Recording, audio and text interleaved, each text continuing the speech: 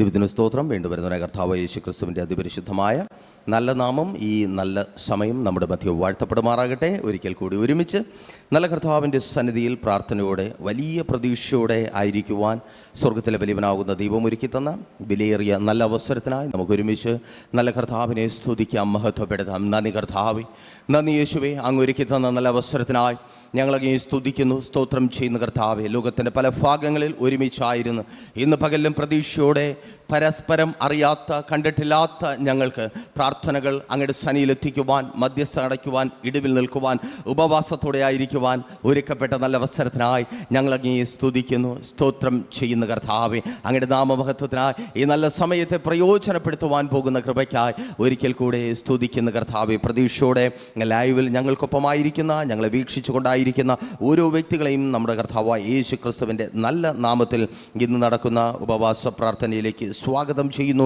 ദൈവം നിങ്ങളെ ധാരാളമായി അതേ അനുഗ്രഹിക്കട്ടെ. നമ്മെ അനുഗ്രഹിക്കുവാൻ ആഗ്രഹിക്കുന്ന, നമ്മെ അനുഗ്രഹിക്കുവാൻ ഇഷ്ടപ്പെടുന്ന നല്ല കർത്താവിൻ്റെ സന്നിധിയിൽ ഒരു പകൽക്കാലം കൂടെ നമ്മളായിരിക്കുന്നു. നമ്മൾ അനുഭവിച്ചിട്ടുള്ള ഒത്തിരി ദൈവിക അനുഭവങ്ങൾ നമ്മുടെ ജീവിതത്തിൽ വെളിപ്പെട്ടിട്ടുണ്ട്. നമ്മൾ പ്രാർത്ഥിച്ചും നമ്മൾ കരഞ്ഞും പലതും ദൈവത്തിൽ നിന്ന് പ്രാപിച്ചെടുത്തിട്ടുണ്ട്. എന്നാൽ ഇന്ന് ഈ വെള്ളിയാഴ്ച നിങ്ങൾ പ്രൈസർ ഫാമിലിക്കൊപ്പമായിരിക്കുമ്പോൾ നിങ്ങൾ തിരിച്ചറിയണമേ, നിങ്ങളുടെ ജീവിതത്തിൽ നിങ്ങൾ ഇന്ന് വരെ അനുഭവിച്ചിട്ടില്ലാത്തതും എന്നാൽ ദൈവം ആഗ്രഹിക്കുന്നതും. അപ്പോൾ ഒരുപക്ഷെ ചിലർക്കെങ്കിലും ഒരു ദേഷ്യം തോന്നിയേക്കാം. എന്താണ് ദൈവദാസനെ നിങ്ങൾ ഈ പറയുന്നത്?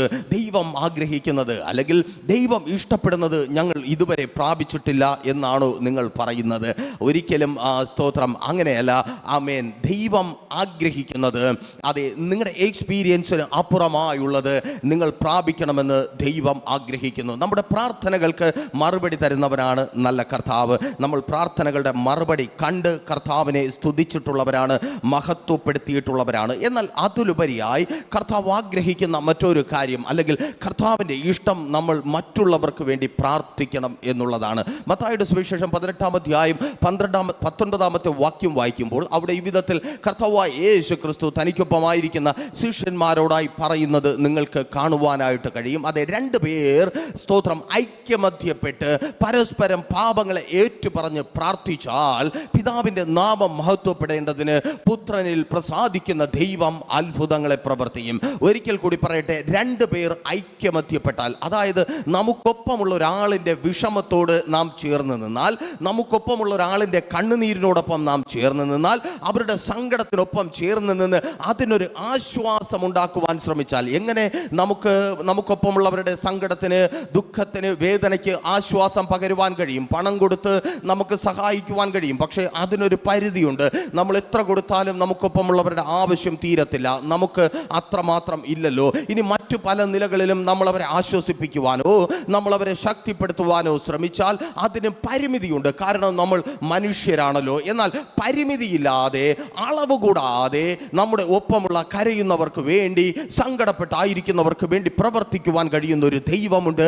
ആ ദൈവത്തോട് പ്രാർത്ഥിക്കുവാൻ കഴിയുമെങ്കിൽ, അതെ എന്നെ കേൾക്കുന്ന പ്രിയരെ, അവർക്ക് വേണ്ടത്, അവർ ചോദിക്കുന്നതിൽ അധികമായി ദൈവം അവർക്ക് നൽകി അവരെ മാനിക്കും. ഇന്ന് ഈ സമയം പ്രൈസർ ഫാമിലിക്കൊപ്പം നിങ്ങൾ ആയിരിക്കുമ്പോൾ ദൈവത്തിൻ്റെ ഇഷ്ടം ഇതാണ്.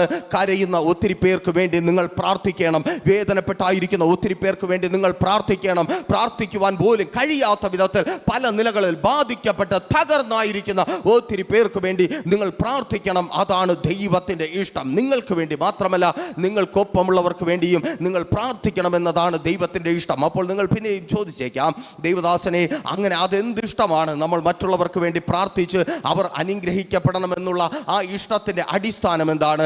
ആ ഇഷ്ടത്തിൻ്റെ അടിസ്ഥാനം ഒന്ന് മാത്രമേ ഉള്ളൂ.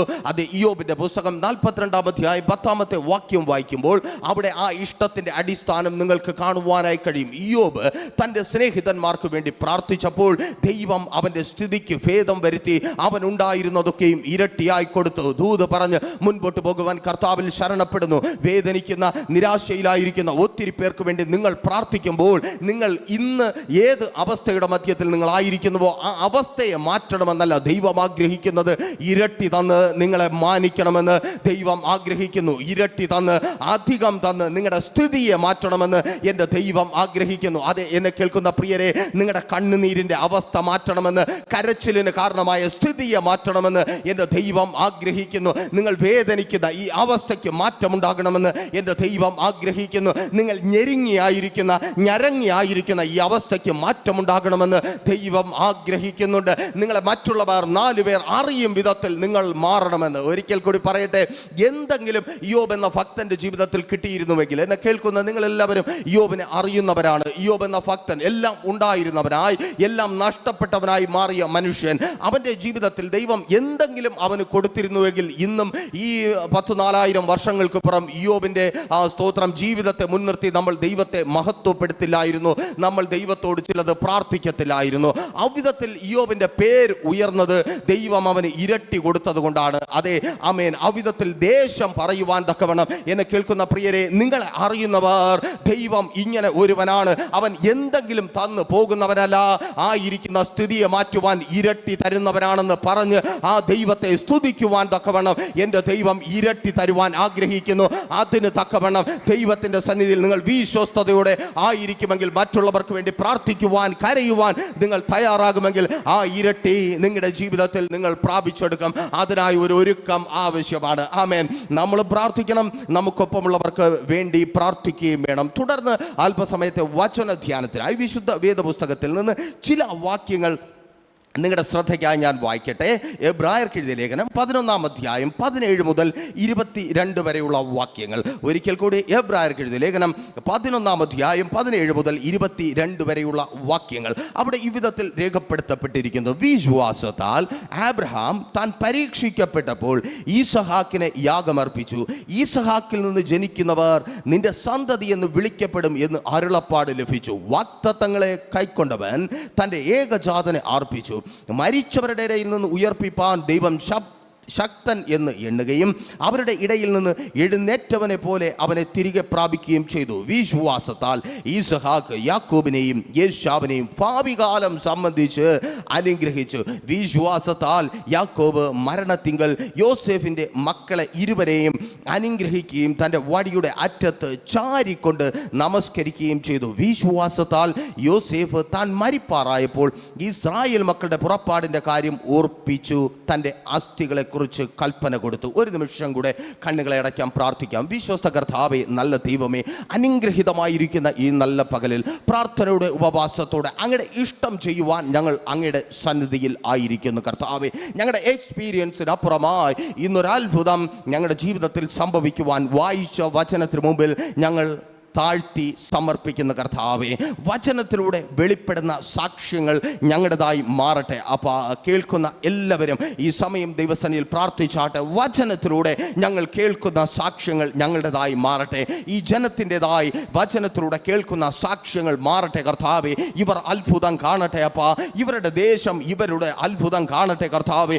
ഇവർക്കൊരു ദൈവമുണ്ട്, അവൻ അസാധ്യങ്ങളെ സാധ്യമാക്കുന്നവനെന്ന് പറയുവാൻ തക്കവണ്ണം ഇന്ന് പകലിലും ഇവർക്ക് വേണ്ടി അങ്ങ് പ്രവർത്തിക്കുന്ന കൃപയ്ക്കായി ഞങ്ങളങ്ങേ സ്തുതിക്കുന്നു, സ്തോത്രം ചെയ്യുന്നു. വചനത്തിന് മുമ്പിൽ ഞങ്ങൾ താഴ്ത്തി സമർപ്പിക്കുന്നു.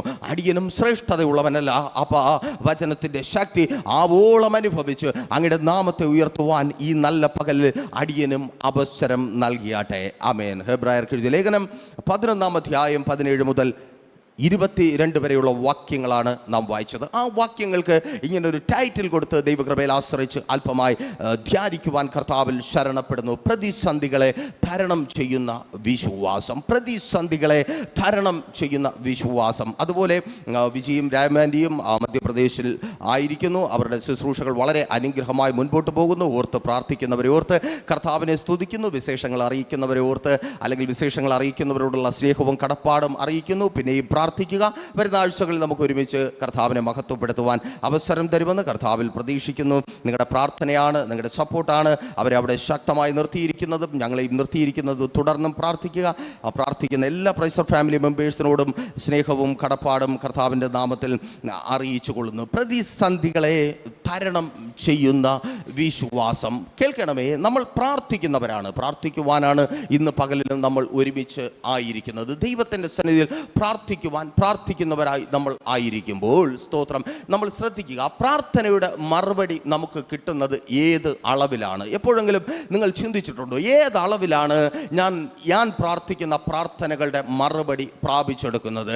അങ്ങനെ നിങ്ങൾ ചിന്തിച്ചു കഴിഞ്ഞാൽ ഏത് അളവ്, വിശ്വാസം എന്ന അളവിനനുസരിച്ചാണ് നിങ്ങൾക്ക് പ്രാർത്ഥനയുടെ മറുപടി കിട്ടുന്നത്. ആമേൻ. നിങ്ങളുടെ വിശ്വാസം വലിയതെങ്കിൽ നിങ്ങൾക്ക് വലിയത് കിട്ടും. ഒരിക്കൽ കൂടി സന്തോഷത്തോടെ പറയട്ടെ, ഇന്ന് എനിക്കൊപ്പം ലോകത്തിൻ്റെ പല ഭാഗങ്ങളിൽ നിങ്ങളായിരിക്കുമ്പോൾ, അല്ലെങ്കിൽ ഇനി നിങ്ങൾ എന്നെ കേൾക്കുമ്പോൾ, നിങ്ങൾ ശ്രദ്ധിക്കുക, നിങ്ങൾ എത്രത്തോളം പ്രാപിക്കുമെന്ന് ചോദിച്ചാൽ നിങ്ങളുടെ വിശ്വാസം എത്രത്തോളം ഉണ്ടോ അത്രത്തോളം നിങ്ങൾ പ്രാപിക്കും. വലിയ വിശ്വാസമുള്ളവർ വലിയത് പ്രാപിക്കും. കർത്താവായ യേശു ക്രിസ്തു മത്തായിയുടെ സുവിശേഷം 15-ാം അധ്യായത്തിൽ ആ കനാന്യ സ്ത്രീയോട് പറയുന്ന ഒരു കാര്യമുണ്ട്. മകളെ, നിന്റെ വിശ്വാസം വലിയത്, നിനക്ക് ഇഷ്ടമുള്ളതുപോലെ സംഭവിക്കട്ടെ. നിനക്ക് ഇഷ്ടമുള്ളതുപോലെ, ആരുടെയെങ്കിലും ഇഷ്ടമുള്ളതുപോലെ അല്ല, ആരെങ്കിലും പറയുന്നത് പോലെയല്ല. മനുഷ്യർ പറയും അത് മതി, അത്ര മതി, അത്രയും മാത്രം മതി. എന്നാൽ ദൈവം പറയും നിനക്ക് ഇഷ്ടമുള്ളതുപോലെ. നിങ്ങളുടെ വിശ്വാസം വലുതെങ്കിൽ, എന്നെ കേൾക്കുന്ന പ്രിയരെ, നിങ്ങളുടെ വിശ്വാസം വലുതെങ്കിൽ നിങ്ങളായിരിക്കുന്ന സ്ഥാനത്ത് നിങ്ങൾ ഇഷ്ടപ്പെടുന്നത് നിങ്ങളുടെ ജീവിതത്തിൽ ഉണ്ടാകും. എന്ത് ഇഷ്ടപ്പെട്ടാണോ, എന്ത് കൊതിച്ചാണോ നിങ്ങൾ ആ സ്ഥാനത്ത് കടന്നുപോയത്, ആ രാജ്യത്ത് എത്തിച്ചേർന്നത്, അവിടെ നിങ്ങൾക്ക് ഇഷ്ടമുള്ളത് നിങ്ങളുടെ വിശ്വാസത്തിന് ഏറ്റവണ്ണം എൻ്റെ ദൈവം തന്ന് നിങ്ങളെ മാനിക്കും. എന്ത് ഇഷ്ടപ്പെട്ടാണോ, എന്ത് കൊതിച്ചാണോ പ്രിയ സഹോദരി സഹോദര നീ ആ കുടുംബ ജീവിതത്തിലേക്ക് കാൽ വെച്ചത്, അതേ കേൾക്കണമേ, നീ ഇഷ്ടപ്പെടുന്നത്, നീ ഇഷ്ടപ്പെട്ട് കാൽ വെച്ചത്, നിന്റെ വിശ്വാസം വലുതെങ്കിൽ എൻ്റെ ദൈവം തന്ന് നിന്നെ മാനിക്കും. നിന്റെ വിശ്വാസം വലുതെങ്കിൽ നിന്റെ തലമുറകളിൽ നീ കാണുവാൻ ആഗ്രഹിക്കുന്ന നിന്റെ ഇഷ്ടം, അതെ ഒരിക്കൽ കൂടി പറയട്ടെ, ആരുടെയെങ്കിലും ഇഷ്ടമല്ല, നിന്റെ ഇഷ്ടം തന്നെ നിവർത്തിക്കും. ആമേൻ. അപ്പോൾ ശ്രദ്ധിക്കണമേ, അളവെന്താണ്? വിശ്വാസമാണ് ആ അളവ്. എത്രത്തോളം നമ്മൾ പ്രാപിക്കും എന്നതിൻ്റെ അടിസ്ഥാനം വിശ്വാസം എന്ന അളവിന് ഒത്തവണ്ണം നമ്മൾ പ്രാപിക്കും. അപ്പോൾ ഇന്ന് ഈ ഭാഗങ്ങളിൽ നിന്ന് നമ്മൾ ധ്യാനിക്കുവാനായി പോകുന്നത് അவ்விதം വിശ്വാസത്തോടെ ദൈവത്തിൽ നിന്ന് വലുത് പ്രാപിച്ചെടുത്ത 4 തലമുറകളെ കുറിച്ചാണ്, അല്ലെങ്കിൽ 4 ഭക്തന്മാരെ കുറിച്ചാണ്. ഒരിക്കൽ കൂടി പറയട്ടെ, 4 തലമുറകളെ കുറിച്ച് ഇന്ന് ദൈവകൃപയാൽ നാം ധ്യാനിക്കും. അവരുടെ വിശ്വാസവും അവരുടെ വിശ്വാസത്തിനൊത്തവണ്ണം അവർ പ്രാപിച്ചതും. ഇനിയും നിങ്ങൾ ഇവിടെ തിരിച്ചറിയേണ്ട ഒരു കാര്യമുണ്ട്. വിശ്വാസം, എനിക്ക് വിശ്വാസമുണ്ടോ, അതെങ്ങനെ അറിയുവാനായിട്ട് കഴിയും? നമ്മളെല്ലാവരും പറയുന്ന കാര്യമാണ് വിശ്വാസമുണ്ട്. നമുക്കെല്ലാം വിശ്വാസമുണ്ട്. വിശ്വാസമുള്ളത് കൊണ്ടാണ് നമുക്ക് ജീവിക്കുവാനായിട്ട് കഴിയുന്നത്. രാവിലെ കുടിച്ച കാപ്പിയിൽ നമുക്ക് വിശ്വാസമുണ്ട്. രാത്രി കിടന്നുറങ്ങുമ്പോൾ നമ്മുടെ റൂഫിൽ നമുക്ക് വിശ്വാസമുണ്ട്. നമ്മൾ യാത്ര ചെയ്യുമ്പോൾ നമ്മുടെ വാഹനത്തിൽ നമുക്ക് വിശ്വാസമുണ്ട്. നമുക്കെല്ലാത്തിലും വിശ്വാസമുണ്ട്. എന്നാൽ ദൈവത്തിലുള്ള വിശ്വാസം എത്രത്തോളമുണ്ട്? ആമേൻ. മനുഷ്യർക്ക് മുമ്പിൽ നിങ്ങളത് കാണിക്കേണ്ട കാര്യമില്ല. എന്നാൽ നിങ്ങൾ സ്വയം വിലയിരുത്തേണ്ടിയിരിക്കുന്നു, നിങ്ങൾക്ക് എത്രത്തോളം വിശ്വാസം ഉണ്ട്. അപ്പോൾ എങ്ങനെ എനിക്ക് വിശ്വാസമുണ്ടോ എന്ന് എനിക്കായി തന്നെ കണ്ടെത്തുവാനായിട്ട് കഴിയും? ഒന്ന്, വിശ്വാസമുള്ളവൻ ദൈവത്തിന് തന്നെ സമർപ്പിക്കും. ഒരിക്കൽ കൂടി സന്തോഷത്തോടെ പറയട്ടെ, വിശ്വാസത്തിന്റെ വെളിപ്പെടുത്തലാണ് സമർപ്പണം. ആമേൻ. ഒരിക്കൽ കൂടി, വിശ്വാസത്തിന്റെ വെളിപ്പെടുത്തലാണ് സമർപ്പണം. നിങ്ങൾ ദൈവത്തിൽ വിശ്വസിക്കുന്നുവെങ്കിൽ നിങ്ങൾ ദൈവത്തിന് നിങ്ങളെ തന്നെ സമർപ്പിക്കും. ആമേൻ. നിങ്ങളൊരു ഷെയർ മാർക്കറ്റുകാരനെ, ആ കമ്പനിയെ വിശ്വസിക്കുന്നുണ്ടെങ്കിൽ നിങ്ങളുടെ എല്ലാ വസ്തുവകകളും വിറ്റ് ആ ഷെയർ മാർക്കറ്റിൽ കൊണ്ടിടും. നിങ്ങൾ അവനെ വിശ്വസിക്കും. നിങ്ങൾ ഏതെങ്കിലും ഒരു ഏജന്റിനെ വിശ്വസിക്കുമെങ്കിൽ സ്തോത്രം, അവൻ പറയുന്നതെല്ലാം നിങ്ങൾ ചെയ്യും. നിങ്ങളെ തന്നെ അവന് സമർപ്പിക്കും. ഭാര്യ ഭർത്താവിൽ വിശ്വസിക്കുന്നുണ്ടെങ്കിൽ, ഭർത്താവ് ഭാര്യയിൽ വിശ്വസിക്കുന്നുണ്ടെങ്കിൽ, മാതാപിതാക്കൾ മക്കളിൽ വിശ്വസിക്കുന്നുണ്ടെങ്കിൽ, ഇങ്ങനെ വിശ്വസിക്കുന്നവർക്ക് നമ്മൾ നമ്മെ തന്നെ സമർപ്പിക്കും. വിശ്വാസത്തിന്റെ വെളിപ്പെടുത്തലാണ്, പരസ്യ പ്രഖ്യാപനമാണ് സമർപ്പണം. ആബ്രഹാം ദൈവത്തിൽ വിശ്വസിച്ചു. അതുകൊണ്ട് തന്നെ അവൻ തന്നെ പൂർണ്ണമായി ദൈവത്തിന് സമർപ്പിച്ചു. ഒരിക്കൽ കൂടി, നിങ്ങൾ ദൈവത്തിന് ഇപ്പോഴും സമർപ്പിക്കപ്പെട്ടിട്ടില്ല എങ്കിൽ, നിങ്ങൾ ദൈവത്തിന് നിങ്ങളെ തന്നെ സമർപ്പിച്ചിട്ടില്ല എങ്കിൽ, നിങ്ങൾ ദൈവത്തിൽ വിശ്വസിക്കുന്നില്ല. ദൈവത്തിൽ വിശ്വസിക്കുന്നവൻ തന്നെ ദൈവത്തിന് സമർപ്പിക്കും. സന്തോഷത്തോടെ പറയട്ടെ, ദൈവത്തിന് സമർപ്പിക്കപ്പെട്ട ജീവിതമുള്ളവർ, അതെ, അവരുടെ ജീവിതം അനുഗ്രഹിക്കപ്പെട്ടതത്രേ. എങ്ങനെയെന്നോ നോക്കിയ ഗലാത്യർക്ക് എഴുതിയ ലേഖനം 3-ാം അധ്യായം 7-ാമത്തെ വാക്യം വായിക്കുമ്പോൾ അവിടെ ഈ വിധത്തിൽ രേഖപ്പെടുത്തി അടയാളപ്പെടുത്തപ്പെട്ടിരിക്കുന്നത് നിങ്ങൾക്ക് കാണുവാൻ കഴിയും. വിശ്വാസികൾ ആബ്രഹാമിന്റെ മക്കൾ എന്ന് അറിയപ്പെടുന്നു. മീൻസ് ആബ്രഹാം തന്നെ ദൈവത്തിന്റെ സന്നിധിയിൽ സമർപ്പിച്ചതുകൊണ്ട്, അഥവാ സമർപ്പണ ജീവിതമുള്ള ആബ്രഹാമിലൂടെ വിശ്വാസികളായ മക്കൾ ജനിക്കുവാനായി തുടങ്ങി. ഒരിക്കൽ കൂടെ, വിശ്വാസികൾ സമർപ്പണമുള്ള വിശ്വാസിയിൽ നിന്ന് ജനിക്കും. നിങ്ങൾ ദൈവത്തിന് നിങ്ങളെ തന്നെ സമർപ്പിച്ചവരാണെങ്കിൽ നിങ്ങളിലൂടെ വിശ്വാസികൾ ജനിക്കും. നിങ്ങളുടെ ഭവനത്തിനകത്ത് വിശ്വാസികൾ ജനിക്കും. ഇന്നുള്ള അവിശ്വാസികളുടെ സ്ഥാനത്ത് ദൈവത്തിൽ വിശ്വസിക്കുന്നവർ, ദൈവത്തിന് വേണ്ടി നിൽക്കുന്നവർ, അതേ മാതാവേ, പിതാവേ, നീ നിന്റെ ജീവിതം ലോകത്തിന് സമർപ്പിക്കപ്പെട്ട സ്ഥാനത്ത് നിന്ന് എടുത്ത് ദൈവത്തിന് സമർപ്പിക്കുവാൻ തയ്യാറാകുമെങ്കിൽ നിന്നിലൂടെ വിശ്വാസികൾ ജനിക്കും. ഓ താങ്ക് യു ലോർഡ്. യേശുവിൻ നാമത്തിൽ അതെ, നിന്നിൽ നിന്ന് വിശ്വാസികൾ ജനിക്കും. നിന്റെ തലമുറകൾ വിശ്വാസികളായി ജനിക്കും. നിന്റെ ഭർത്താവ് വിശ്വാസിയായി ജനിക്കും. നിന്റെ ഭാര്യ, സഹോദര വിശ്വാസിയായി ജനിക്കും. ഇന്ന് അവിശ്വാസിയായി നിന്റെ ആത്മീയ ജീവിതത്തിന് എതിരെ നിൽക്കുന്ന, നിന്റെ പ്രാർത്ഥനാ ജീവിതത്തെ തകർത്ത് കളയുവാൻ എഴുന്നു നിൽക്കുന്ന നിന്റെ പങ്കാളി വിശ്വാസിയായി ജനിക്കും. നീ തൊഴിൽ ചെയ്യുന്ന സ്ഥാനത്ത്, നീ തൊഴിലാളിയായി ആയിരിക്കുന്ന സ്ഥാനത്ത്, നീ ബിസിനസ്സുകാരനായി ആയിരിക്കുന്ന സ്ഥാനത്ത്, നീ പഠിക്കുന്ന സ്ഥാനത്ത് നിന്റെ ജീവിതം യേശുവിന് സമർപ്പിക്കപ്പെട്ടിട്ടുണ്ടെങ്കിൽ, ഒരിക്കൽ കൂടി സന്തോഷത്തോടെ പറയട്ടെ, നിങ്ങളുടെ ജീവിതം യേശുവിന് സമർപ്പിക്കപ്പെട്ടിട്ടുണ്ടെങ്കിൽ അവിടെ വിശ്വാസികൾ ജനിക്കും. ആമേൻ. നിന്റെ ദേശത്തിൽ വിശ്വാസികൾ ജനിക്കും. നിന്റെ ജീവിതം യേശുവിന് വേണ്ടി സമർപ്പിക്കപ്പെട്ടതാണെങ്കിൽ, സമർപ്പിക്കപ്പെട്ട ജീവിതമാണ് നിനക്കുള്ളതെങ്കിൽ, അതെ, സമർപ്പിതമായ ജീവിതമാണ് നിനക്കുള്ളതെങ്കിൽ നിങ്ങളിൽ നിന്ന് വിശ്വാസികൾ ജനിക്കും. ചില ഭവനങ്ങൾക്കകത്ത് വിശ്വാസികൾ ഉരുവായ കൃപയ്ക്കായി ഞാൻ ദൈവത്തെ സ്തുതിക്കുന്നു. തലമുറകൾ വിശ്വാസികളായി വീണ്ടും ജനിക്കുന്ന കൃപയ്ക്കായി താങ്ക് യു ലോർഡ്. യേശുവിൻ നാമത്തിൽ നിങ്ങൾ അവരെ ഒരിക്കൽ ജഡപ്രകാരം ജനിപ്പിച്ചവരാണ്. എന്നാൽ നിങ്ങൾ ദൈവത്തിന് മുമ്പിൽ നിങ്ങളെ തന്നെ സമർപ്പിച്ചതുകൊണ്ട് അവർ വിശ്വാസികളായി വീണ്ടും ജനിക്കുക. നിങ്ങൾക്കൊപ്പമുള്ളവർ വിശ്വാസികളായി വീണ്ടും ജനിക്കുക. സമർപ്പണം. ആമേൻ. ഇത് പറയുമ്പോൾ ഒരുപക്ഷെ എന്നെ കേൾക്കുന്ന പലരും ചിന്തിച്ചേക്കാം, ഈ സമർപ്പണം അതൊരു സുഖമുള്ള കാര്യമാണ്, അല്ലെങ്കിൽ സമർപ്പണം അത്ര കുഴപ്പമില്ലാതെ നമുക്ക് അങ്ങനെ പറഞ്ഞു കൊണ്ടുപോകുവാൻ കഴിയുന്ന കാര്യമാണ്. അല്ല, സമർപ്പണത്തിന് ഒരു അഡ്ജസ്റ്റ്മെന്റും പാടില്ല. ഒരിക്കൽ കൂടി പറയട്ടെ, നിങ്ങൾ ദൈവത്തിൻ്റെ സന്നിധിയിൽ സമർപ്പിക്കപ്പെട്ട ഒരു ജീവിയാണെങ്കിൽ, അങ്ങനെ ഒരു ജീവിതമുള്ള ഒരു മനുഷ്യനാണെങ്കിൽ അതിനകത്തൊരു അഡ്ജസ്റ്റ്മെന്റ് അല്ലെങ്കിൽ ഒരു വിട്ടുവീഴ്ച പാടില്ല. ഞങ്ങൾക്ക് ഒത്തിരി പേരുടെ അനുഭവങ്ങൾ സാക്ഷ്യമായി നിങ്ങൾക്ക് പറയുവാൻ കഴിയും. ഒരുപക്ഷെ ഇതിലെന്നെ കേട്ടുകൊണ്ടിരിക്കുന്നവർ ആ സാക്ഷ്യത്തിലൂടെ കടന്നുപോയവരായിരിക്കാം, അല്ലെങ്കിൽ ആ സാക്ഷ്യം പറഞ്ഞവർ ആയിരിക്കാം. കൊറോണ സമയത്ത് ലോകത്തിൽ പല പല പ്രതിസന്ധികളും ഉണ്ടായതെന്നെ കേൾക്കുന്ന നിങ്ങൾക്ക് എന്നെക്കാളും നല്ലതുപോലെ അറിയാം. വിദേശ രാജ്യങ്ങളിലായിരുന്ന ഒത്തിരി സഹോദരിമാർ വലിയ സ്ട്രഗിൾ അനുഭവിക്കുകയുണ്ടായി. ജോലി നഷ്ടപ്പെട്ടു, പുറത്തിറങ്ങുവാൻ കഴിയുന്നില്ല. അതിൽ പല സഹോദരിമാരും വിളിച്ച് പ്രാർത്ഥനാ വിഷയം പറയുമ്പോൾ ചില സഹോദരിമാർ സ്പെസിഫൈ ആയി പറഞ്ഞ ചില വിഷയങ്ങളുണ്ട്. ദേവദാസനെ, ഇത്രത്തോളം ആഹാരമില്ല, നേരവണ്ണം ആഹാരമില്ല, വല്ലപ്പോഴും കിട്ടുന്ന ആഹാരമാണുള്ളത്, വെള്ളമില്ല, പല പല പ്രഷറാണ്, ഏത് സമയത്തും റൂം ഒഴിഞ്ഞു കൊടുക്കേണ്ടി വരും, വാടക കൊടുക്കുവാൻ കഴിയുന്നില്ല, നാട്ടിലേക്ക് പൈസ അയച്ചു കൊടുക്കുവാൻ കഴിയുന്നില്ല, അതുകൊണ്ട് തന്നെ ബാങ്കുകാർ വിളിക്കുന്നുണ്ട്, വീട്ടിൽ പ്രശ്നമാണ്. അതേ, മൊത്തത്തിൽ പ്രശ്നം അനുഭവിച്ച് ഞങ്ങൾ ആയിരിക്കുന്നു. ഞങ്ങൾ വലിയ പ്രശ്നത്തിലൂടെ പ്രിയ ദൈവദാസനെ കടന്നു പോകുന്നുണ്ട്. ആമേൻ. അവർ സ്തോത്രം ഒപ്പം പറയുന്ന മറ്റൊരു കാര്യമുണ്ട്, എന്നിട്ടും ഞങ്ങൾ ഒരു വിട്ടുവീഴ്ചയ്ക്കും തയ്യാറാകുന്നില്ല. സ്തോത്രം. ഞങ്ങൾ ദൈവത്തിന്റെ സന്നിധിയിൽ വിശ്വസ്തയോടെ ആയിരിക്കുന്നു. ഞങ്ങളുടെ ജീവിതം ദൈവത്തിന് സമർപ്പിച്ചതാണ്. ഞങ്ങൾ വിട്ടുവീഴ്ചയ്ക്ക് തയ്യാറാകുന്നില്ല.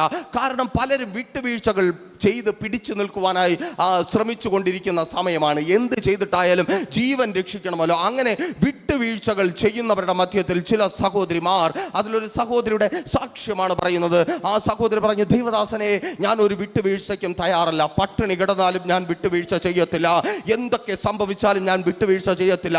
എൻ്റെ വീട്ടുകാർ തെരുവിലിറങ്ങേണ്ടി വന്നാലും ഞാൻ വിട്ടുവീഴ്ച ചെയ്യത്തില്ല. ആമേൻ. അപ്പോൾ നിങ്ങൾ ഒരുപക്ഷെ ചോദിക്കും, അങ്ങനെ വിട്ടുവീഴ്ച ചെയ്യാതെ സമർപ്പിച്ചത് കൊണ്ട് എന്ത് പ്രയോജനം ഉണ്ടായി എന്ന് ചോദിച്ചാൽ, വിദേശ രാജ്യങ്ങളിൽ സ്തോത്രം ജോലി ചെയ്യുന്ന, പ്രാർത്ഥിക്കുന്ന, അല്ലെങ്കിൽ സ്തോത്രം ദൈവത്തിന് സമർപ്പിച്ച ഒരു ഭക്തനെ സംബന്ധിച്ച് അവന്റെ ജീവിതത്തിലെ ബേസിക്കായ ഒരു കാര്യം, സ്തോത്രം, ഒരു ഭക്തന്റെ ജീവിതത്തിലെ ബേസിക്കായ ഒരു കാര്യമുണ്ട്. എൻ്റെയും നിങ്ങളുടെയും ജീവിതത്തിൽ അടിസ്ഥാനപരമായ ചില കാര്യങ്ങളുണ്ട്. നമ്മൾ കുഞ്ഞുനാളിലെ പഠിച്ചിട്ടുള്ളതാണ്. പാർപ്പിടം, വസ്ത്രം, സ്തോത്രം, ആഹാരം. ആമേൻ. ഇത് നമ്മുടെ ബേസിക് ആയിട്ടുള്ള ആവശ്യമാണ്. ഇതുപോലെ ഒരു ഭക്തന്റെ ബേസിക് ആയിട്ടുള്ള ആവശ്യമാണ്, അല്ലെങ്കിൽ അടിസ്ഥാനപരമായ ആവശ്യമാണ് പ്രാർത്ഥന. ആമേൻ. ഭക്തനാണെങ്കിൽ അവന് പ്രാർത്ഥിക്കാതെ ഇരിക്കുവാൻ കഴിയത്തില്ല. ആമേൻ. നിങ്ങൾ ഭക്തരെന്ന് പറയുകയും പ്രാർത്ഥന ഇല്ലാതിരിക്കുകയും ചെയ്യുന്നുവെങ്കിൽ നിങ്ങൾ കള്ളഭക്തന്മാരാണ്. നിങ്ങൾക്കുള്ള പ്രതിഫലം തരുന്നത് ദൈവമല്ല, ഫോഷ്കിന്റെ പിതാവായ കള്ളന്റെ അപ്പനായ പിശാചാണ്. ആമേൻ. ശ്രദ്ധിക്കണമേ. സ്തോത്രം. വിദേശത്ത് പല റൂമുകളിലും ഒരുമിച്ച് താമസിക്കുന്ന സഹോദരന്മാരുടെ വിശ്വാസികളായ സഹോദരന്മാരുടെ ഏറ്റവും വലിയ സങ്കടം അതാണ്, പ്രാർത്ഥിക്കുവാൻ കഴിയത്തില്ല. ആമേൻ. പ്രാർത്ഥിക്കുവാനായി മുട്ടുമടക്കുമ്പോൾ ഒരാൾ മൊബൈൽ ഓൺ ചെയ്യും, ഒരാൾ ഒരു കോമഡി പ്രോഗ്രാം കാണും, വേറൊരാൾ വേറെ എന്തെങ്കിലും കാണും. ആമേൻ. വേറൊരാൾ നാട്ടിൽ വിളിക്കും, വേറൊരാൾ വേറെ ആരെയെങ്കിലും വിളിക്കും. അങ്ങനെ പല പല ശബ്ദങ്ങളിൽ പെട്ട് പ്രാർത്ഥിക്കുവാൻ കഴിയാത്ത അവസ്ഥ. ഇനി വായിൽ നിന്ന് പ്രാർത്ഥനയുടെ ശബ്ദമൊന്ന് ഉച്ചത്തിൽ പുറത്തു വന്നാലോ കളിയാക്കലായി, പരിഹാസമായി. എന്നാൽ ഈ സഹോദരി ഔവിധത്തിലൊരു റൂമിൽ താമസിക്കുമ്പോഴാണ് കൊറോണ വന്നതും തൻ്റെ സമർപ്പണ ജീവിതത്തിൽ ഒരു വിട്ടുവീഴ്ച ചെയ്യുവാൻ പ്രിയ സഹോദരി തയ്യാറാകാതിരുന്നതും. അതിൻ്റെ ഫലം എന്താണ്? സ്തോത്രം. ആ സഹോദരി ഈ ദിവസങ്ങളിൽ സന്തോഷത്തോടെ പറയുന്നുണ്ട്, ദൈവദാസനെ, എൻ്റെ റൂമിനകത്ത് ഇപ്പോൾ ഞാൻ മാത്രമല്ല, എൻ്റെ റൂമിനകത്തുള്ള എല്ലാവരും പ്രാർത്ഥിക്കും. ആമേൻ.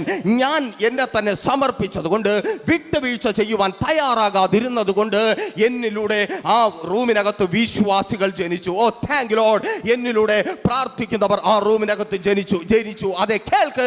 നീ ആയിരിക്കുന്ന സ്ഥാനത്ത് എന്നെ കേൾക്കുന്ന സഹോദരി, നിന്നിലൂടെ പ്രാർത്ഥിക്കുന്നവർ ജനിക്കുവാൻ പോകുക. നിന്റെ റൂമിനകത്തെ പ്രാർത്ഥനയ്ക്ക് വിരോധമായുള്ള അന്തരീക്ഷം മാറുവാൻ പോകുക. സമർപ്പിത ജീവിതം, ദൈവത്തിന് നിന്നെ തന്നെ സമർപ്പിച്ച ഒരു അനുഭവത്തിൽ വിട്ടുവീഴ്ച ചെയ്യാതെ നീ ആയിരിക്കുന്നുവെങ്കിൽ നിന്നിലൂടെ നിന്റെ റൂമിനകത്ത് വിശ്വാസികൾ ജനിക്കും. നിന്റെ ഭവനത്തിനകത്ത്, എനിക്കറിയത്തില്ല, ആരോ കണ്ണുനീരോടെ കരഞ്ഞുകൊണ്ടായിരിക്കുന്നുണ്ട്. അയ്യോ ദൈവദാസനെ, എനിക്ക് ആഗ്രഹമുണ്ട്, ഞാൻ വിശ്വാസിയാണ്, എനിക്ക് പ്രാർത്ഥിക്കണം, പക്ഷേ എനിക്ക് പ്രാർത്ഥിക്കുവാൻ കഴിയുന്നില്ല, അതിന് അനുകൂലമായൊരു സാഹചര്യം എനിക്കില്ല. കേൾക്കണമേ, വിട്ടുവീഴ്ച ചെയ്യാത്ത സമർപ്പിതമായൊരു ജീവിതം നിനക്കുണ്ടെങ്കിൽ, ഒരിക്കൽ കൂടി, വിട്ടുവീഴ്ച ചെയ്യാത്ത സമർപ്പിതമായൊരു ജീവിതം നിനക്കുണ്ടെങ്കിൽ നിന്റെ ഭവനത്തിനകത്തു നിന്ന് വിശ്വാസികൾ ജനിക്കും. നിന്റെ ഭവനത്തിനകത്ത് നിന്നിലൂടെ വിശ്വാസികൾ ജനിക്കും. അവർ നിനക്കൊപ്പം ചേർന്ന് ദൈവത്തെ പാടിയും ചാടിയും തുള്ളിയും നൃത്തം ചെയ്ത്, യേശുവിൻ നാമത്തിൽ ചില ഭവനങ്ങൾക്കകത്ത് ചാടിയും പാടിയും തുള്ളിയും നൃത്തം ചെയ്തു ദൈവത്തെ ആരാധിക്കുന്ന അനുഭവം ഉയരുവാൻ പോകുന്നു. ഓ താങ്ക് ലോർഡ്.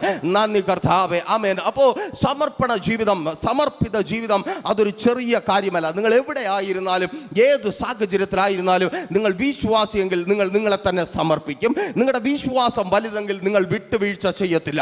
വിട്ടുവീഴ്ച നിങ്ങൾ ചെയ്യുന്നില്ല എങ്കിൽ നിശ്ചയമായും സന്തോഷത്തോടെ ഞാൻ വിളിച്ചു പറയട്ടെ, നിങ്ങളിൽ നിന്ന് വിശ്വാസികൾ ജനിക്കും. ഓ താങ്ക് ലോർഡ്. അവിശ്വാസികൾ നിങ്ങളിലൂടെ വിശ്വാസികളായി വീണ്ടും ജനിക്കും. ഒരിക്കൽ കൂടി, അവിശ്വാസികൾ നിങ്ങളിലൂടെ വിശ്വാസികളായി വീണ്ടും ജനിക്കും. എന്നാൽ നിങ്ങൾ വിട്ടുവീഴ്ച ചെയ്യുവാൻ തയ്യാറാകുമെങ്കിലോ, എന്നെ കേൾക്കുന്ന പ്രിയ ദൈവ പൈതങ്ങളെ, നിങ്ങൾ തിരിച്ചറിയേണ്ട ഒരു കാര്യം, ആമേൻ, സ്വയം ഒന്ന് ചിന്തിച്ചു നോക്കുക. ആമേൻ. കേരളത്തിൻ്റെ സുവിശേഷീകരണത്തിന് തടസ്സമായി നിൽക്കുന്നത്, ഭാരതത്തിൻ്റെ സുവിശേഷീകരണത്തിന് തടസ്സമായി നിൽക്കുന്നത് പ്രസംഗിക്കുവാൻ ആളില്ലാത്തത് കൊണ്ടല്ല, സ്തോത്രം, സുവിശേഷം പറയുവാൻ ആളില്ലാത്തത് കൊണ്ടല്ല, ട്രാക്റ്റ് കൊടുക്കുവാൻ ആളില്ലാത്തത് കൊണ്ടല്ല, സമർപ്പണ ജീവിതം ഇല്ലാത്തവർ ഉള്ളത് കൊണ്ടാണ്. ആമേൻ. സ്തോത്രം. ഒരാൾ സമർപ്പണമുള്ള ഒരാൾ പ്രസംഗിച്ച്, ഒരാൾ ശുശ്രൂഷിച്ച് ട്രാക്റ്റ് കൊടുത്ത് 100 പേരെ നേടുമെങ്കിൽ, അപ്പുറത്ത് സമർപ്പണ ജീവിതമില്ലാത്ത ഒരുവൻ ആ 100 പേരെയും അവിശ്വാസികളാക്കി മാറ്റും. ആമേൻ. സ്തോത്രം. സമർപ്പണ ജീവിതമില്ലാത്ത വിശ്വാസിയിലൂടെ അവിശ്വാസികൾ ജനിക്കും. ആമേൻ. എന്നെ കേൾക്കുന്ന പ്രിയ സഹോദരി, നീ പ്രാർത്ഥിക്കുന്നവളാണ്, ശരിയാണ്. നീ പള്ളിയിൽ പോകുന്നവളാണ്, ഉപവസിക്കുന്നവളാണ്, ദൈവത്തിന് വേണ്ടി പലതും ചെയ്യുന്നവളാണ്, ശരിയാണ്, ശരിയാണ്, ശരിയാണ്.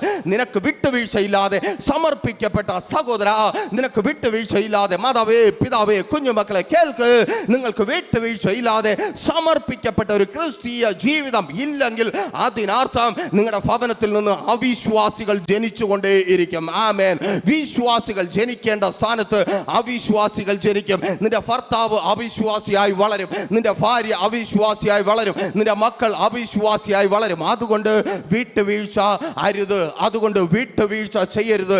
ദൈവത്തിന് സമർപ്പിക്കപ്പെട്ടവരായി തന്നെ, ദൈവത്തിന് പൂർണ്ണമായി സമർപ്പിക്കപ്പെട്ടവരായി തന്നെ നിങ്ങൾ ആയിരിക്കുക. നമ്മൾ സമർപ്പിക്കേണ്ടത് സമർപ്പിക്കുന്നത് ദൈവത്തിനാണ്, ലോകത്തിനല്ല, മനുഷ്യർക്കല്ല, സംഘടനയ്ക്കല്ല, സഭയ്ക്കല്ല, പ്രസ്ഥാനങ്ങൾക്കല്ല. ദൈവത്തിന് സമർപ്പിക്കപ്പെട്ട ഒരു ജീവിതം നിങ്ങൾക്കുണ്ടെങ്കിൽ നിങ്ങളിൽ നിന്ന് വിശ്വാസികൾ ജനിക്കും. അപ്പോൾ എന്താണ് ആമേൻ? വിശ്വാസത്തിന്റെ വെളിപ്പെടുത്തലാണ് സ്തോത്രം ആമേൻ സമർപ്പണം. ആ സമർപ്പണത്തിലൂടെ എന്ത് സംഭവിക്കും? വിശ്വാസികൾ ജനിക്കും. നോക്കൂ, ഇതൊരു നിസ്സാരമായ കാര്യമല്ല. ആബ്രഹാമിൻ്റെ ജീവിതത്തിലേക്ക് നിങ്ങളെ ഞാൻ പിന്നെയും ക്ഷണിക്കുകയാണ്. അവിടെ വലിയൊരു പരീക്ഷയിലൂടെ, അഥവാ ഞാൻ ഈ വാക്യത്തിനൊരു സ്തോത്രം, ഒരു ടൈറ്റിൽ കൊടുത്തിരുന്നു, പ്രതിസന്ധികളെ തരണം ചെയ്യുന്ന വിശ്വാസം. പ്രതിസന്ധികളെ എങ്ങനെയാണ് വിശ്വാസം കൊണ്ട് തരണം ചെയ്യുവാൻ കഴിയുന്നത്? ഉൽപ്പത്തി പുസ്തകം തന്നെ 22-ാം അധ്യായം 1 മുതൽ 14 വരെയുള്ള വാക്യങ്ങൾ വായിക്കുമ്പോൾ അവിടെ ആബ്രഹാമിൻ്റെ ജീവിതത്തിൽ പിന്നെയും ഒരു പ്രതിസന്ധി അഥവാ ഒരു പരീക്ഷ കടന്നു വന്നതായി രേഖപ്പെടുത്തിയിരിക്കുന്നു. ആബ്രഹാമിന്റെ ജീവിതത്തിൽ ഒരു പ്രതിസന്ധി, ഒരു പരീക്ഷ കടന്നു വന്നു. 22-ാം അധ്യായം 1-ാമത്തെ വാക്യം വായിച്ചു തുടങ്ങുന്നത് ഇങ്ങനെയാണ്: അനന്തരം യഹോവയായ ദൈവം ആബ്രഹാമിനെ പരീക്ഷിച്ചത് എങ്ങനെയെന്നാൽ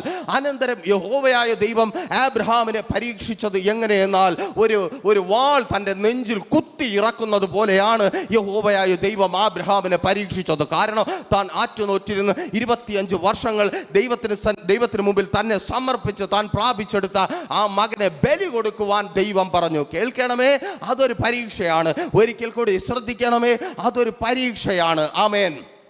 അതൊരു കഷ്ടത്തിൻ്റെ അനുഭവമാണ്, അതൊരു കഠിനതയുടെ അനുഭവമാണ്, അതൊരു നിരാശയുടെ അനുഭവമാണ്. ആരൊക്കെയോ കണ്ണുനീരോടെ ആയിരിക്കുന്നുണ്ട്. ഈ സീസൺ, ഈ കാലമൊന്ന് മാറിപ്പോയിരുന്നുവെങ്കിൽ, ഈ കണ്ണുനീരിൻ്റെ അവസ്ഥ, ഈ പരീക്ഷയുടെ അവസ്ഥ, ഈ വേദനയുടെ അവസ്ഥ ഒന്ന് മാറിപ്പോയെങ്കിൽ, പരീക്ഷയിലൂടെ കടന്നു പോകുന്ന ചിലർ എന്നെ കേൾക്കുന്നുണ്ട്. നിങ്ങൾ തിരിച്ചറിയേണ്ട ഒരു കാര്യമുണ്ട്. നിങ്ങൾ പരീക്ഷയിലൂടെ കടന്നു പോകുന്നു. ജോലിയില്ല എന്ന പരീക്ഷയായിരിക്കാം, അല്ലെങ്കിൽ വീട്ടിനകത്ത് സമാധാനമില്ല എന്ന പരീക്ഷയായിരിക്കാം, മക്കളുടെ ജീവിതത്തിൽ പ്രശ്നങ്ങളെന്ന പരീക്ഷയായിരിക്കാം, ശുശ്രൂഷ മേഖലയിൽ പ്രശ്നങ്ങളെന്ന പരീക്ഷയായിരിക്കാം, കടമെന്ന, രോഗമെന്ന, ദുരിതമെന്ന, ഇങ്ങനെ പല പല കഷ്ടങ്ങൾ പരീക്ഷയായി നിങ്ങളുടെ ജീവിതത്തിൽ മുൻപിൽ വെളിപ്പെട്ട് നിൽക്കുമ്പോൾ നിങ്ങൾ തിരിച്ചറിയേണ്ട ഒരു കാര്യമുണ്ട്. ആമേൻ. യാക്കോബ് അപ്പോസ്തലൻ പരീക്ഷയെക്കുറിച്ച് പറയുന്ന ഒരു കാര്യമുണ്ട്. സ്തോത്രം. ദൈവം ദോഷങ്ങളാൽ പരീക്ഷിക്കുന്നവരല്ല. ദൈവം ദോഷങ്ങളാൽ ആരെയും പരീക്ഷിക്കുന്നില്ല. അങ്ങനെയെങ്കിൽ ദൈവമാണ് നിന്നെ പരീക്ഷിക്കുന്നതെങ്കിൽ ദോഷം അതിലൂടെ സംഭവിക്കത്തില്ല. ഒരിക്കൽ കൂടി സന്തോഷത്തോടെ പറയട്ടെ, നിന്നെ പരീക്ഷിക്കുന്നത് ദൈവമാണെങ്കിൽ അതിൽ നിന്ന് ദോഷം നീ കൊയ്തെടുക്കത്തില്ല. ഈ പരീക്ഷയിൽ നീ പരാജയപ്പെടത്തില്ല. ഈ പരീക്ഷയിൽ നീ തകർന്നു പോകത്തില്ല. ഈ പരീക്ഷയിൽ നീ ഭയപ്പെടുന്നത് നിന്റെ ജീവിതത്തിൽ സംഭവിക്കത്തില്ല. കാരണം എൻ്റെ ദൈവം ദോഷങ്ങളാൽ നിന്നെ പരീക്ഷിക്കാത്തവനത്രേ. ഓ താങ്ക് യു ലോർഡ്, യേശുവിൻ നാമത്തിൽ. എൻ്റെ ദൈവം ദോഷങ്ങളാൽ പരീക്ഷിക്കാത്തവനത്രേ. അപ്പോൾ നിങ്ങൾ ഒരുപക്ഷെ വീണ്ടും ചോദിച്ചേക്കാം, ദൈവമാണോ പിശാചാണോ പരീക്ഷിക്കുന്നതെന്ന് എങ്ങനെ തിരിച്ചറിയും? നിങ്ങൾക്ക് സമർപ്പിതമായൊരു ജീവിതമുണ്ടെങ്കിൽ നിങ്ങളെ പിശാച് പരീക്ഷിക്കില്ല, ദൈവം മാത്രമേ പരീക്ഷിക്കത്തുള്ളൂ. ആമേൻ. ദൈവം ദോഷങ്ങളാൽ പരീക്ഷിക്കത്തില്ല. ആ രോഗം അത് ദോഷകാരണമായി മാറത്തില്ല. കടം അത് ദോഷകാരണമായി മാറത്തില്ല. നിന്റെ കുടുംബം അനുഭവിക്കുന്ന പ്രശ്നം, പ്രതിസന്ധി, വെല്ലുവിളി അത് ദോഷകാരണമായി മാറത്തില്ല. നീ ഇന്ന് കടന്നു പോകുന്ന ഈ വലിയ പ്രശ്നങ്ങൾ അത് ദോഷകാരണമായി മാറത്തില്ല. കാരണം ദൈവം നിന്നെ ദോഷങ്ങളാൽ പരീക്ഷിക്കത്തേ ഇല്ല. സ്തോത്രം. അപ്പോൾ നിങ്ങൾ ചോദിക്കും, അതങ്ങനെയാണെന്ന് അവിടെ നിങ്ങൾക്ക് മനസ്സിലാക്കുവാൻ കഴിയുമോ? ദൈവദാസനെ, എനിക്ക് മനസ്സിലാക്കുവാൻ കഴിയും. വേദപുസ്തകം വായിച്ചാൽ നിങ്ങൾക്കും അത് മനസ്സിലാക്കുവാനായിട്ട് കഴിയും. നോക്ക്, ആബ്രഹാം ഈസഹാക്കുമായി സ്തോത്രം ആമേൻ ആ മോറിയ മലയുടെ മുകളിലേക്ക് കടന്നു പോവുകയാണ്. എന്തിനാണ് ആബ്രഹാം ഈസഹാക്കുമായി മോറിയ മലയുടെ മുകളിലേക്ക് കടന്നു പോയത്? ആ പരീക്ഷ എഴുതുവാൻ. ഓ സ്തോത്രം, യേശുവിൻ നാമത്തിൽ. നിങ്ങൾ ഒരു ഭക്തനാണെങ്കിൽ, നിങ്ങൾക്ക് ഒരു സമർപ്പിതമായ ജീവിതം ഉണ്ടെങ്കിൽ മാത്രമേ ദൈവത്തിൻ്റെ പരീക്ഷ അറ്റൻഡ് ചെയ്യുവാൻ നിങ്ങൾക്ക് കഴിയത്തുള്ളൂ. തിരിച്ചറിയുന്നവർക്കായി ഞാൻ ദൈവത്തെ സ്തുതിക്കുന്നു. പലരും പരീക്ഷകൾക്കായി ഒരുങ്ങുന്നവരുണ്ട്, OET എക്സാമിനായി ഒരുങ്ങുന്നവരുണ്ട്, IELTS-നായി ഒരുങ്ങുന്നവരുണ്ട്. സ്കൂൾ തലത്തിൽ നമ്മുടെ പിള്ളേരൊക്കെ ഇന്ന് പരീക്ഷ എഴുതിക്കൊണ്ടിരിക്കുന്നുണ്ട്, മറ്റു പിള്ളേർ ഒരുങ്ങുന്നുണ്ട്. ആമേൻ, സ്തോത്രം. അവർ പരീക്ഷ അറ്റൻഡ് ചെയ്യും. എന്തിനു വേണ്ടിയാണ്? ജയിക്കുന്നതിന് വേണ്ടി. ഒരിക്കൽ കൂടി പറയട്ടെ, അവർ പരീക്ഷ അറ്റൻഡ് ചെയ്യും. എന്തിനു വേണ്ടി? ജയിക്കുന്നതിന് വേണ്ടി. ആമേൻ. സമർപ്പിക്കപ്പെട്ടവൻ മാത്രമേ അറ്റൻഡ് ചെയ്യത്തുള്ളൂ. വഴിയെ പോകുന്നവൻ ആരും അറ്റൻഡ് ചെയ്യത്തില്ല. സ്തോത്രം. അതുപോലെ തന്നെ നിങ്ങൾ പരീക്ഷ അറ്റൻഡ് ചെയ്യണമെങ്കിൽ ആബ്രഹാം പരീക്ഷ അറ്റൻഡ് ചെയ്തു. മോറിയ മലയിലേക്ക് പോയി. എന്തുകൊണ്ട്? ആബ്രഹാമിന് ഒരു സമർപ്പിത ജീവിതമുണ്ടായിരുന്നു. പ്രശ്നം വരുമ്പോൾ, പ്രതികൂലം വരുമ്പോൾ ഓടി രക്ഷപ്പെടാൻ തോന്നുന്നത്, അയ്യോ മതിയേ മതിയേ എന്നെ കൊണ്ട് പറ്റത്തില്ല എന്ന് നിലവിളിക്കാൻ തോന്നുന്നത് എന്തുകൊണ്ടെന്ന് ചോദിച്ചാൽ സമർപ്പിത ജീവിതം ഇല്ലാത്തത് കൊണ്ട്. നിങ്ങളെ തന്നെ ദൈവത്തിന് സമർപ്പിച്ചവരാണെങ്കിൽ പരീക്ഷയുടെ മുമ്പിൽ നിന്ന് നിങ്ങൾ ഓടി രക്ഷപ്പെടത്തില്ല. കാരണം പരീക്ഷ കടന്നു വരുമ്പോൾ ഭക്തന് തിരിച്ചറിയാം, ആമേൻ, പരീക്ഷ മാത്രമല്ല പരീക്ഷയോടുകൂടെ പോക്ക് വഴിയും ദൈവം ഒരുക്കിയിട്ടുണ്ട്. തിരിച്ചറിയുന്നവർക്കായി ഞാൻ ദൈവത്തെ സ്തുതിക്കുന്നു. നോക്കൂ, ആ പോക്ക് വഴി അവിടെ നിങ്ങൾക്ക് കാണുവാനായിട്ട് കഴിയും. 22-ാം അധ്യായം 13-ാമത്തെ വാക്യം, ഉൽപ്പത്തി പുസ്തകമാണ് കേട്ടോ. ആബ്രഹാം ഈ സഹാക്കിനെ ബലി കൊടുക്കുവാൻ നിൽക്കുമ്പോൾ ഒരു ശബ്ദം കേൾക്കുകയാണ്, ആബ്രഹാമേ, ബാലന്റെ മേൽ നീ കൈവയ്ക്കരുത്. നീ സ്തോത്രം ആ കുറ്റിക്കാട്ടിലേക്ക് നോക്ക്, അവിടെ ഒരു ആട്ടുകൊറ്റനെ ഞാൻ കരുതിയിട്ടുണ്ട്. എന്തിനു വേണ്ടി? നീ ഈ പരീക്ഷയിൽ ജയിക്കുവാൻ വേണ്ടി. Thank you Lord. തിരിച്ചറിയുന്നവർക്കായി ഞാൻ ദൈവത്തെ സ്തുതിക്കുന്നു. അതുകൊണ്ടാണ് യാക്കോബ് അപ്പോസ്തലൻ പറഞ്ഞത്, ദൈവം ദോഷങ്ങളാൽ പരീക്ഷിക്കത്തേയില്ല. ദൈവം നിങ്ങളെ ദോഷങ്ങളാൽ പരീക്ഷിക്കത്തില്ല. ദൈവം കരുതി വെച്ചിട്ടുണ്ട്. ഓ താങ്ക് യു ലോർഡ്. യേശുവിൻ നാമത്തിൽ തിരിച്ചറിയുന്നവർക്കായി ഞാൻ ദൈവത്തെ സ്തുതിക്കുന്നു. നീ ഇന്ന് കടന്നു പോകുന്ന ഈ പ്രതിസന്ധിയിൽ, ഈ വെല്ലുവിളിയിൽ, ഈ കഷ്ടതയിൽ നീ തകർന്നു പോകാതിരിക്കുവാൻ വേണ്ടത് എൻ്റെ ദൈവം കരുതി വെച്ചിട്ടുണ്ട്. നീ കടന്നുപോയ ആ രാജ്യത്ത് നീ ഇല്ലാത്തവനായി തീരാതിരിക്കുവാൻ വേണ്ടത്, നീ തൊഴിലില്ലാതെ മറ്റുള്ളവരുടെ മുമ്പിൽ കൈനീട്ടാതിരിക്കുവാൻ വേണ്ടത് എൻ്റെ ദൈവം കരുതി വെച്ചിട്ടുണ്ട്. നിന്റെ തലമുറകൾ നഷ്ടപ്പെട്ടു പോകാതിരിക്കുവാൻ വേണ്ടത്, ആബ്രഹാമിന്റെ തലമുറയായ ഈ സഹാക്ക് നഷ്ടപ്പെട്ടു പോകാതിരിക്കുവാൻ വേണ്ടത് മോറിയ മലയിൽ ദൈവം കരുതി വെച്ചിരുന്നുവെങ്കിൽ പരീക്ഷ അറ്റൻഡ് ചെയ്യുന്ന സഹോദര സഹോദരി, വിശ്വാസത്തോടെ, പ്രാർത്ഥനയോടെ, ഉപവാസത്തോടെ പരീക്ഷ അറ്റൻഡ് ചെയ്യുന്ന പ്രിയപ്പെട്ടവരെ കേൾക്ക്. നിങ്ങൾ പരാജയപ്പെട്ടു പോകാതിരിക്കുവാൻ വേണ്ടത്, നിങ്ങൾ പരാജയപ്പെട്ടു പോകാതിരിക്കുവാൻ വേണ്ടത് എൻ്റെ ദൈവം കരുതിയിട്ടുണ്ട്. ഈ പരീക്ഷയിൽ നിങ്ങൾക്ക് ദോഷം ഭവിക്കാതിരിക്കുവാൻ വേണ്ടത്, ഈ പരീക്ഷയിൽ നിങ്ങൾ നഷ്ടപ്പെട്ടവരായി മാറാതിരിക്കുവാൻ വേണ്ടത്, ഈ പരീക്ഷയിൽ നിങ്ങൾ ഒന്നുമില്ലാത്തവരായി തീരാതിരിക്കുവാൻ വേണ്ടത് എൻ്റെ ദൈവം കരുതിയിട്ടുണ്ട്. സഹോദരി, നിന്റെ കുടുംബ ജീവിതത്തിൽ നീ അനുഭവിക്കുന്ന ഈ പരീക്ഷയിൽ നീ തകർന്നു പോകാതിരിക്കുവാൻ വേണ്ടത് എൻ്റെ ദൈവം കരുതിയിട്ടുണ്ട്. ആമേൻ, ഹല്ലേലൂയ, ആമേൻ. അവിടെ നിങ്ങൾ തിരിച്ചറിയേണ്ട ഒരു കാര്യമുണ്ട്. ആ ഭാഗമൊക്കെ നിങ്ങൾക്ക് സുപരിചിതമായതുകൊണ്ട് വേഗത്തിൽ പറഞ്ഞു പോകട്ടെ. ആമേൻ. അബ്രഹാമേ, നീ സ്തോത്രം, നീ നിന്റെ മകന്റെ മേൽ, ബാലന്റെ മേൽ കൈവയ്ക്കരുത്. ഞാൻ നോക്കട്ടെ, അവിടെ എവിടെയെങ്കിലും ഒരു ആട്ടുകൊറ്റൻ ഉണ്ടെങ്കിൽ പിടിച്ചു തരാം എന്നല്ല ദൈവം പറഞ്ഞത്. അവിടെ ഉണ്ട്, അവിടെ ഉണ്ട്. ഇനി എന്തെങ്കിലും ചെയ്യാമെന്നല്ല ദൈവം പറയുന്നത്. ദൈവം ചെയ്തിട്ടുണ്ട്. നിങ്ങളുടെ ഇന്നത്തെ അവസ്ഥ മാറുവാൻ വേണ്ടത് ദൈവം ചെയ്തിട്ടുണ്ട്. പരീക്ഷയിലൂടെ കടന്നു പോകുന്ന സഹോദര സഹോദരി, സഹനമെന്ന അവസ്ഥയിലായിരിക്കുന്ന പ്രിയരെ, നിങ്ങൾക്ക് വേണ്ടത് ദൈവം കരുതിയിട്ടുണ്ട്. നിങ്ങൾ തകർന്നു പോകാതിരിക്കുവാൻ വേണ്ടത്, നിങ്ങൾ നശിച്ചു പോകാതിരിക്കുവാൻ വേണ്ടത്, നിങ്ങളുടെ പേരസ്തമിച്ചു പോകാതിരിക്കുവാൻ വേണ്ടത് എൻ്റെ ദൈവം കരുതിയിട്ടുണ്ട്. പിന്നെയും ഒരു വലിയ കാത്തിരിപ്പ് നിന്റെ ജീവിതത്തിൽ ഉണ്ടാകാതിരിക്കുവാൻ വേണ്ടത് എൻ്റെ ദൈവം കരുതിയിട്ടുണ്ട്. എൻ്റെ ദൈവം കരുതിയിട്ടുണ്ട്. തുടർന്ന് ആ വാക്യത്തിന്റെ അവസാന ഭാഗത്തിലേക്ക് വരുമ്പോൾ അവിടെ കാണുവാൻ കഴിയും, ആമേൻ, സ്തോത്രം, ആബ്രഹാം അതിന്റെ 19-ാമത്തെ വാക്യത്തിൽ അവർ ഒന്നിച്ച് അടുത്തൊരു ദേശത്തിലേക്ക് പുറപ്പെടുകയാണ്. അർത്ഥം, പരീക്ഷയിലേക്ക് കയറിപ്പോയ ആബ്രഹാം നഷ്ടപ്പെട്ടു പോകാതെ തൻ്റെ മകനുമായി തിരികെ വന്നു. എന്നെ കേൾക്കുന്ന പ്രിയരെ, തിരികെ വരും. ആമേൻ. നിങ്ങൾ നഷ്ടപ്പെട്ടവരായി മാറുവാൻ എൻ്റെ ദൈവം അനുവദിക്കത്തില്ല. നിങ്ങൾ വെറും കൈയോടെ മടങ്ങുവാൻ എൻ്റെ ദൈവം അനുവദിക്കത്തില്ല. നിങ്ങൾ തലകുനിച്ച് മടങ്ങുവാൻ എൻ്റെ ദൈവം അനുവദിക്കത്തില്ല. മനുഷ്യരും പിശാചും ഒരുപോലെ നോക്കിയിരിപ്പുണ്ട്. എന്താകും, എന്തായിത്തീരും, നിന്റെ അവസ്ഥ എന്താകും, എത്ര നാൾ, എത്ര ദിവസം നിനക്കിതിങ്ങനെ തുടരുവാൻ കഴിയും, എത്ര നാൾ നീ മുൻപോട്ട് പോകും, ഞാൻ നോക്കട്ടെ, ഞങ്ങൾ നോക്കട്ടെ എന്ന് പറഞ്ഞ് കാത്തിരിക്കുന്ന ഒരു വലിയ കൂട്ടമുണ്ട്. കേൾക്ക്, അവരുടെ മുമ്പേ നീ ഒറ്റയ്ക്കായി മടങ്ങുവാൻ എൻ്റെ ദൈവം അനുവദിക്കത്തേ ഇല്ല. ആമേൻ. അപ്പോൾ നിങ്ങൾ ചോദിക്കും, ഒരു പക്ഷേ ആരാണ് ദൈവദാസനെ, ആബ്രഹാം മടങ്ങി വരുമോ, മടങ്ങി വരില്ലേ, ആബ്രഹാമിനൊപ്പം ഈ സഹാക്ക് കാണുമോ എന്ന് കാത്തിരുന്നത്? അവരുടെ സ്തോത്രം, അവരുടെ ബാല്യക്കാരൻ, സ്തോത്രം, അവരുടെ സ്തോത്രം, അവരുടെ ശുശ്രൂഷകന് ഒരുവൻ അവിടെ ഉണ്ടായിരുന്നു. അവനെ താഴെ നിർത്തിയിട്ടാണ് അവർ മുകളിലേക്ക് പോയത്. സ്തോത്രം. ഈ സഹാക്കിന്റെ അമ്മയുണ്ട്, ഈ സഹാക്കിന്റെ കുടുംബക്കാരുണ്ട്, അബ്രഹാമിന്റെ ദാസന്മാരുണ്ട്, അവരെല്ലാവരും വീട്ടിലുണ്ട്. പോയവർ മടങ്ങി വരുന്നതും കാത്ത്, ആമേൻ, പോയവർ മടങ്ങി വരുന്നതും കാത്ത്. നഷ്ടപ്പെട്ടവരായി മടങ്ങുവാൻ എൻ്റെ ദൈവം അനുവദിക്കത്തേയില്ല. നീ സമർപ്പിച്ചിട്ടുണ്ടെങ്കിൽ, നീ നിന്റെ ജീവിതം ദൈവത്തിന് സമർപ്പിച്ചിട്ടുണ്ടെങ്കിൽ, എന്നെ കേൾക്കുന്ന പ്രിയരെ, നിങ്ങൾ നഷ്ടപ്പെട്ട നഷ്ടപ്പെട്ടവരായി, നിങ്ങൾ ഇല്ലാത്തവരായി മടങ്ങുവാൻ എൻ്റെ ദൈവം അനുവദിക്കത്തേയില്ല. നിങ്ങൾക്ക് ഒരുമിച്ചൊരു മടക്കമുണ്ട്. അതേ സഹോദരി സഹോദര, കുടുംബമായി നിനക്ക് ഒരുമിച്ച് മുൻപോട്ടൊരു ജീവിതമുണ്ട്. മാതാവേ പിതാവേ, നിങ്ങളുടെ മക്കളുമായി ഒരുമിച്ച് സന്തോഷത്തോടെയുള്ള ഒരു ജീവിതം നിങ്ങൾക്ക് മുൻപിലുണ്ട്. വരുമാനമുള്ള വരുമാനമുള്ള ഒരു ജീവിതം നിങ്ങൾക്ക് മുമ്പിലുണ്ട്. എൻ്റെ ദൈവം നിങ്ങൾക്ക് മുമ്പിൽ അത് തുറന്ന് തരിക തന്നെ ചെയ്യും. ആമേൻ, ഹല്ലേലൂയ. ദൈവം നിങ്ങൾക്ക് വേണ്ടി ആ അത്ഭുതത്തെ പ്രവർത്തിക്കും. അപ്പോൾ നിങ്ങൾ തിരിച്ചറിയണമേ, എന്തുകൊണ്ടാണ് അബ്രഹാമിന് ഇത്രമാത്രം ദൈവത്തിൽ വിശ്വസിക്കുവാനും ആ പരീക്ഷയിലേക്ക് ധൈര്യമായി കടന്നു പോകുവാനും കഴിഞ്ഞത്. ഞാനിങ്ങനെ പ്രസംഗിച്ചു എന്ന് പറഞ്ഞ് പരീക്ഷകൾ കടന്നു വരുമ്പോൾ നിങ്ങൾക്ക് മുൻപോട്ട് പോകുവാൻ കഴിയത്തില്ല. ഞാൻ ഇങ്ങനെ സ്തോത്രം ബൈബിളിൽ നിന്ന് ഓരോ കാര്യങ്ങൾ പറഞ്ഞതുകൊണ്ടോ പല സാക്ഷ്യങ്ങളും പറഞ്ഞതുകൊണ്ടോ നിങ്ങൾ പല സാക്ഷ്യങ്ങളും കേട്ടതുകൊണ്ടോ നിങ്ങൾക്ക് മുൻപോട്ട് കടന്നു പോകുവാൻ കഴിയത്തില്ല. നിങ്ങൾ മുൻപോട്ട് കടന്നു പോകണമെങ്കിൽ നിങ്ങൾ വിശ്വസിക്കേണ്ട, അല്ലെങ്കിൽ നിങ്ങൾ തിരിച്ചറിഞ്ഞ് വിശ്വസിക്കേണ്ട ചില കാര്യങ്ങളുണ്ട്.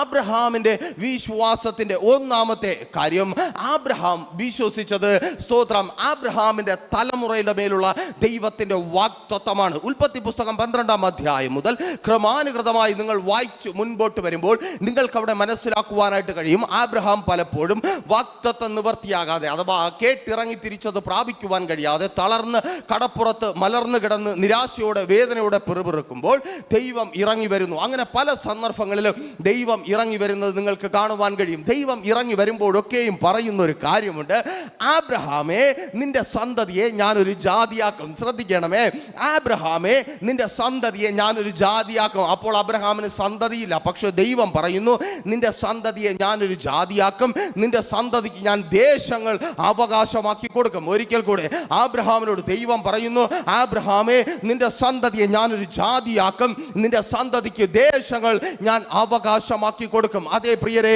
നിങ്ങൾ വാഗ്ദത്ത നിവർത്തിക്കായി യാത്ര ചെയ്യുമ്പോൾ വഴിയിൽ നിങ്ങൾ തളർന്നു പോകാതെ ദൈവം ഇറങ്ങി വന്ന് നിങ്ങളോട് സംസാരിക്കും. ഇന്നും അവിധത്തിൽ തളർന്ന് ഇതുവരെയും കിട്ടിയില്ലല്ലോ, ഞാൻ കേട്ടിറങ്ങിയത് എനിക്ക് പ്രാപിക്കുവാൻ കഴിഞ്ഞില്ലല്ലോ, എൻ്റെ തലമുറകളോട് അങ്ങ് പറഞ്ഞതൊന്നും നിവർത്തിയായില്ലല്ലോ എന്ന് വേദനയുടെ ഭാരത്തോടെ ആയിരിക്കുന്ന പ്രിയ മാതാവേ പിതാവേ സഹോദരങ്ങളെ കേൾക്കണമേ.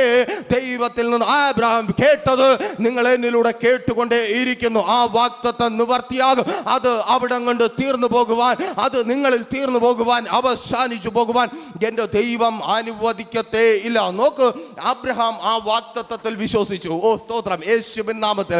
ഒരു മകനെ കൊടുത്തിട്ടാണ് വാഗ്ദത്തം ചെയ്തതെങ്കിൽ നമ്മളും വിശ്വസിച്ചേനെ. പക്ഷേ അബ്രഹാമിന് മകനെ കൊടുക്കുന്ന മുമ്പേ ദൈവം വാഗ്ദത്തമാണ് കൊടുത്തത്. അതും അബ്രഹാമിനല്ല വാഗ്ദത്തം കൊടുത്തത്, മകനാണ് വാഗ്ദത്തം കൊടുത്തത്. ആമേൻ. വാഗ്ദത്തം കൊടുത്ത ദൈവത്തെക്കാൾ അവിടെ ഞാൻ ഇഷ്ടപ്പെടുന്നത് അബ്രഹാമിനെയാണ്. ആമേൻ. കാണാത്തതിന് മേൽ ദൈവം വാഗ്ദത്തത്തെ നൽകിയ ആ വാഗ്ദത്തത്തെ വിശ്വസിച്ച് അബ്രഹാം മുൻപോട്ട് പോകുന്നുണ്ട്. ആമേൻ.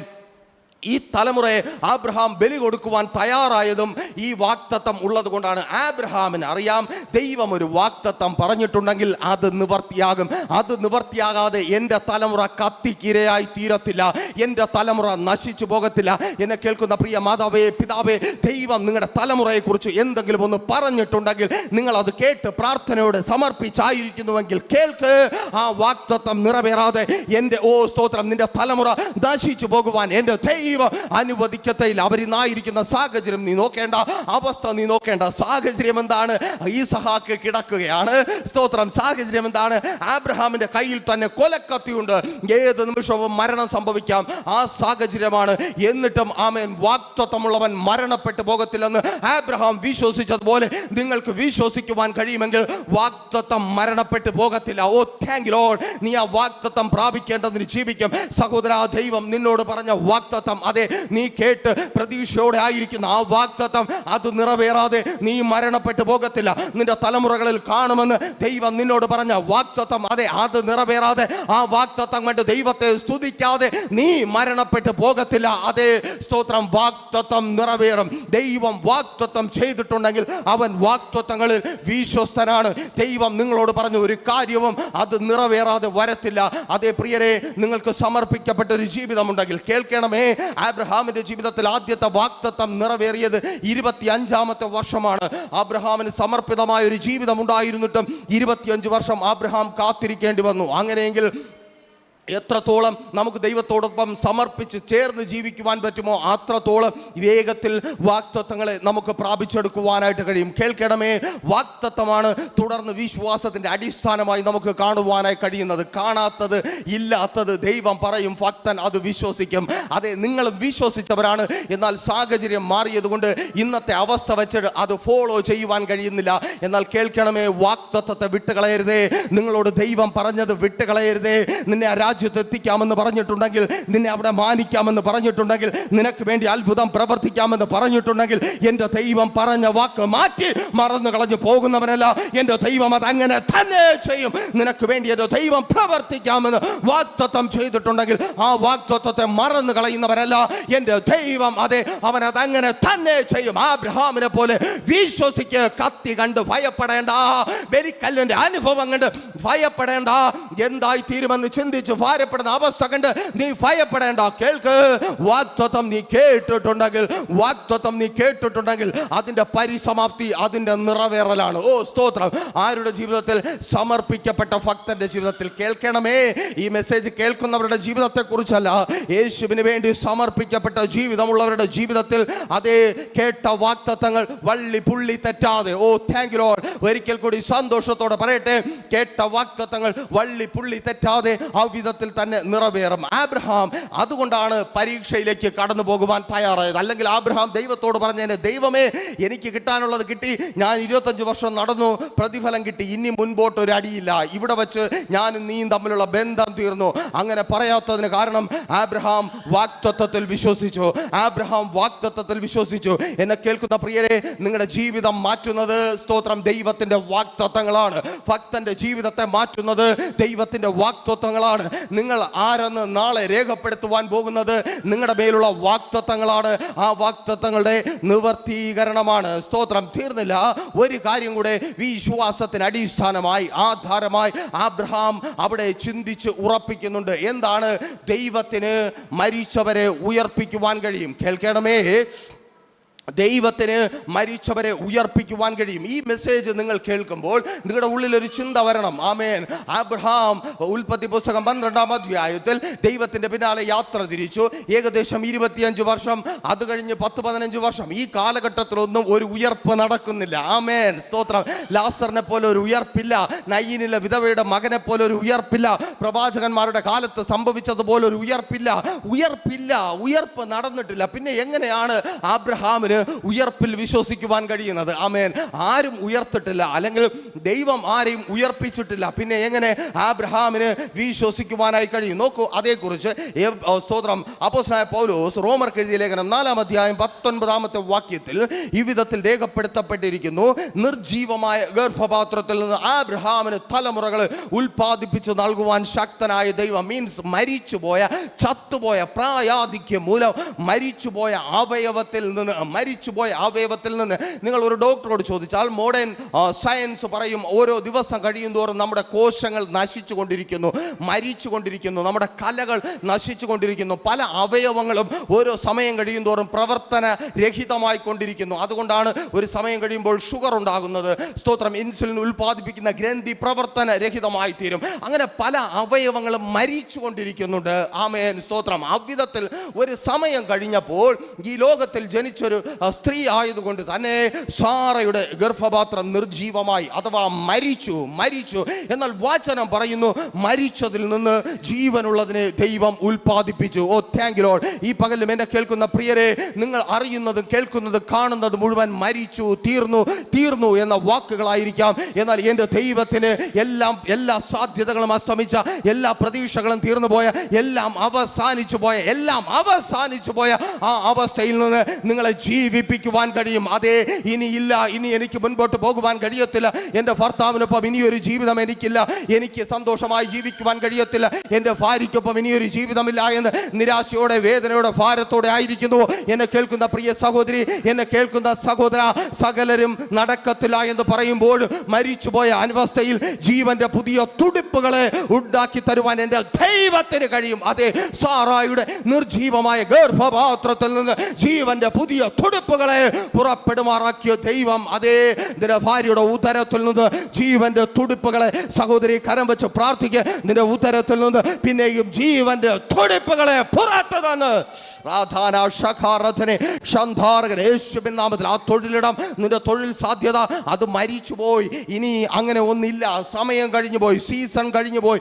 നല്ല സീസൺ, നല്ല സമയം അതെ അത് നഷ്ടപ്പെട്ടു പോയി, അത് കഴിഞ്ഞു പോയി. ഭാരത്തോടെ, വേദനയോടെ, നിരാശയോടെ ആയിരിക്കുന്നു. കേൾക്ക്, എല്ലാ പ്രതീക്ഷകളും തീർന്ന, ഒന്നും നല്ലതൊന്നും പ്രതീക്ഷിക്കുവാനില്ലാതായിരിക്കുന്ന ആ സ്ഥാനത്ത് നിന്ന് നിനക്ക് വേണ്ടി എൻ്റെ ദൈവം പുതിയ അവസരങ്ങളെ തുറന്നു തരും. ആമേൻ.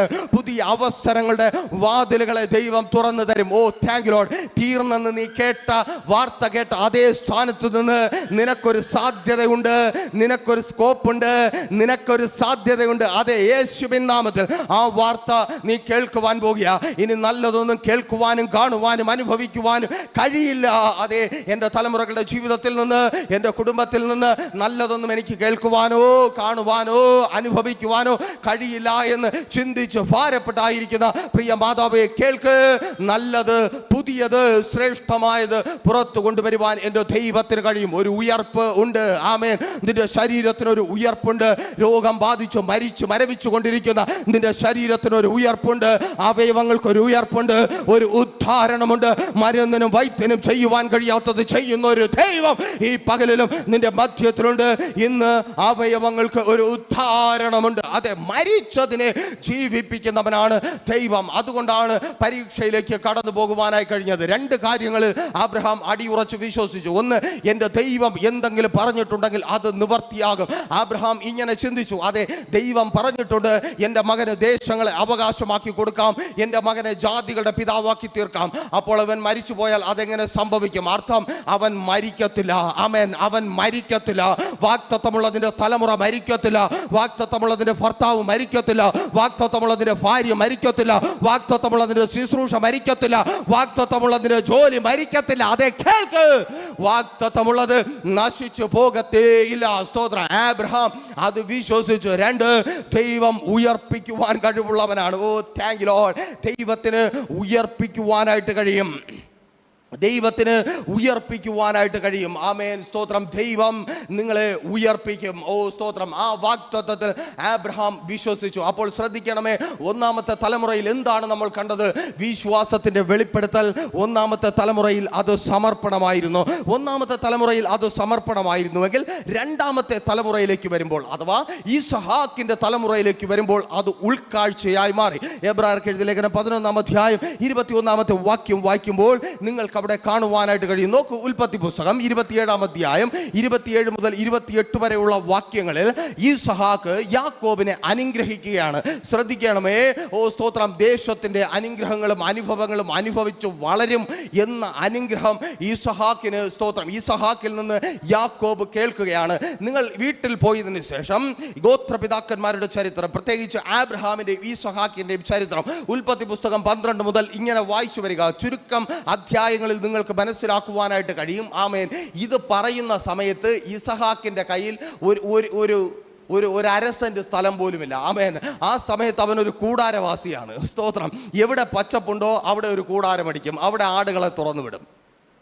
പിന്നെ അടിയായി പിടിയായി ആ ദേശത്തിൻ്റെ ഉടയവന്മാരുമായിട്ട് അടിയായി. സ്തോത്രം. എവിടെ പച്ചപ്പുണ്ടോ അവിടെ കൂടാരമടിക്കും. സ്വന്തമായി വസ്തുവില്ല, സ്വന്തമായി വകയില്ല. എന്നാൽ അവൻ തൻ്റെ തലമുറയെ അനുഗ്രഹിക്കുകയാണ്. ഓ താങ്ക് യു ലോർഡ്. ആമേൻ. അവൻ തൻ്റെ തലമുറയെ പിടിച്ചു നിർത്തി അനുഗ്രഹിക്കുകയാണ്. ദേശത്തിൻ്റെ നന്മ നീ അനുഭവിക്കും. ദേശം നിനക്ക് അവകാശമായി തീരും. നീ അനുഗ്രഹിക്കപ്പെടും. നീ നന്മ പ്രാപിക്കും. വാഗ്ദത്തത്തിലുള്ള ഉറപ്പ് രണ്ടാമത്തെ തലമുറയിലും അത് നഷ്ടപ്പെട്ടു പോകുന്നില്ല.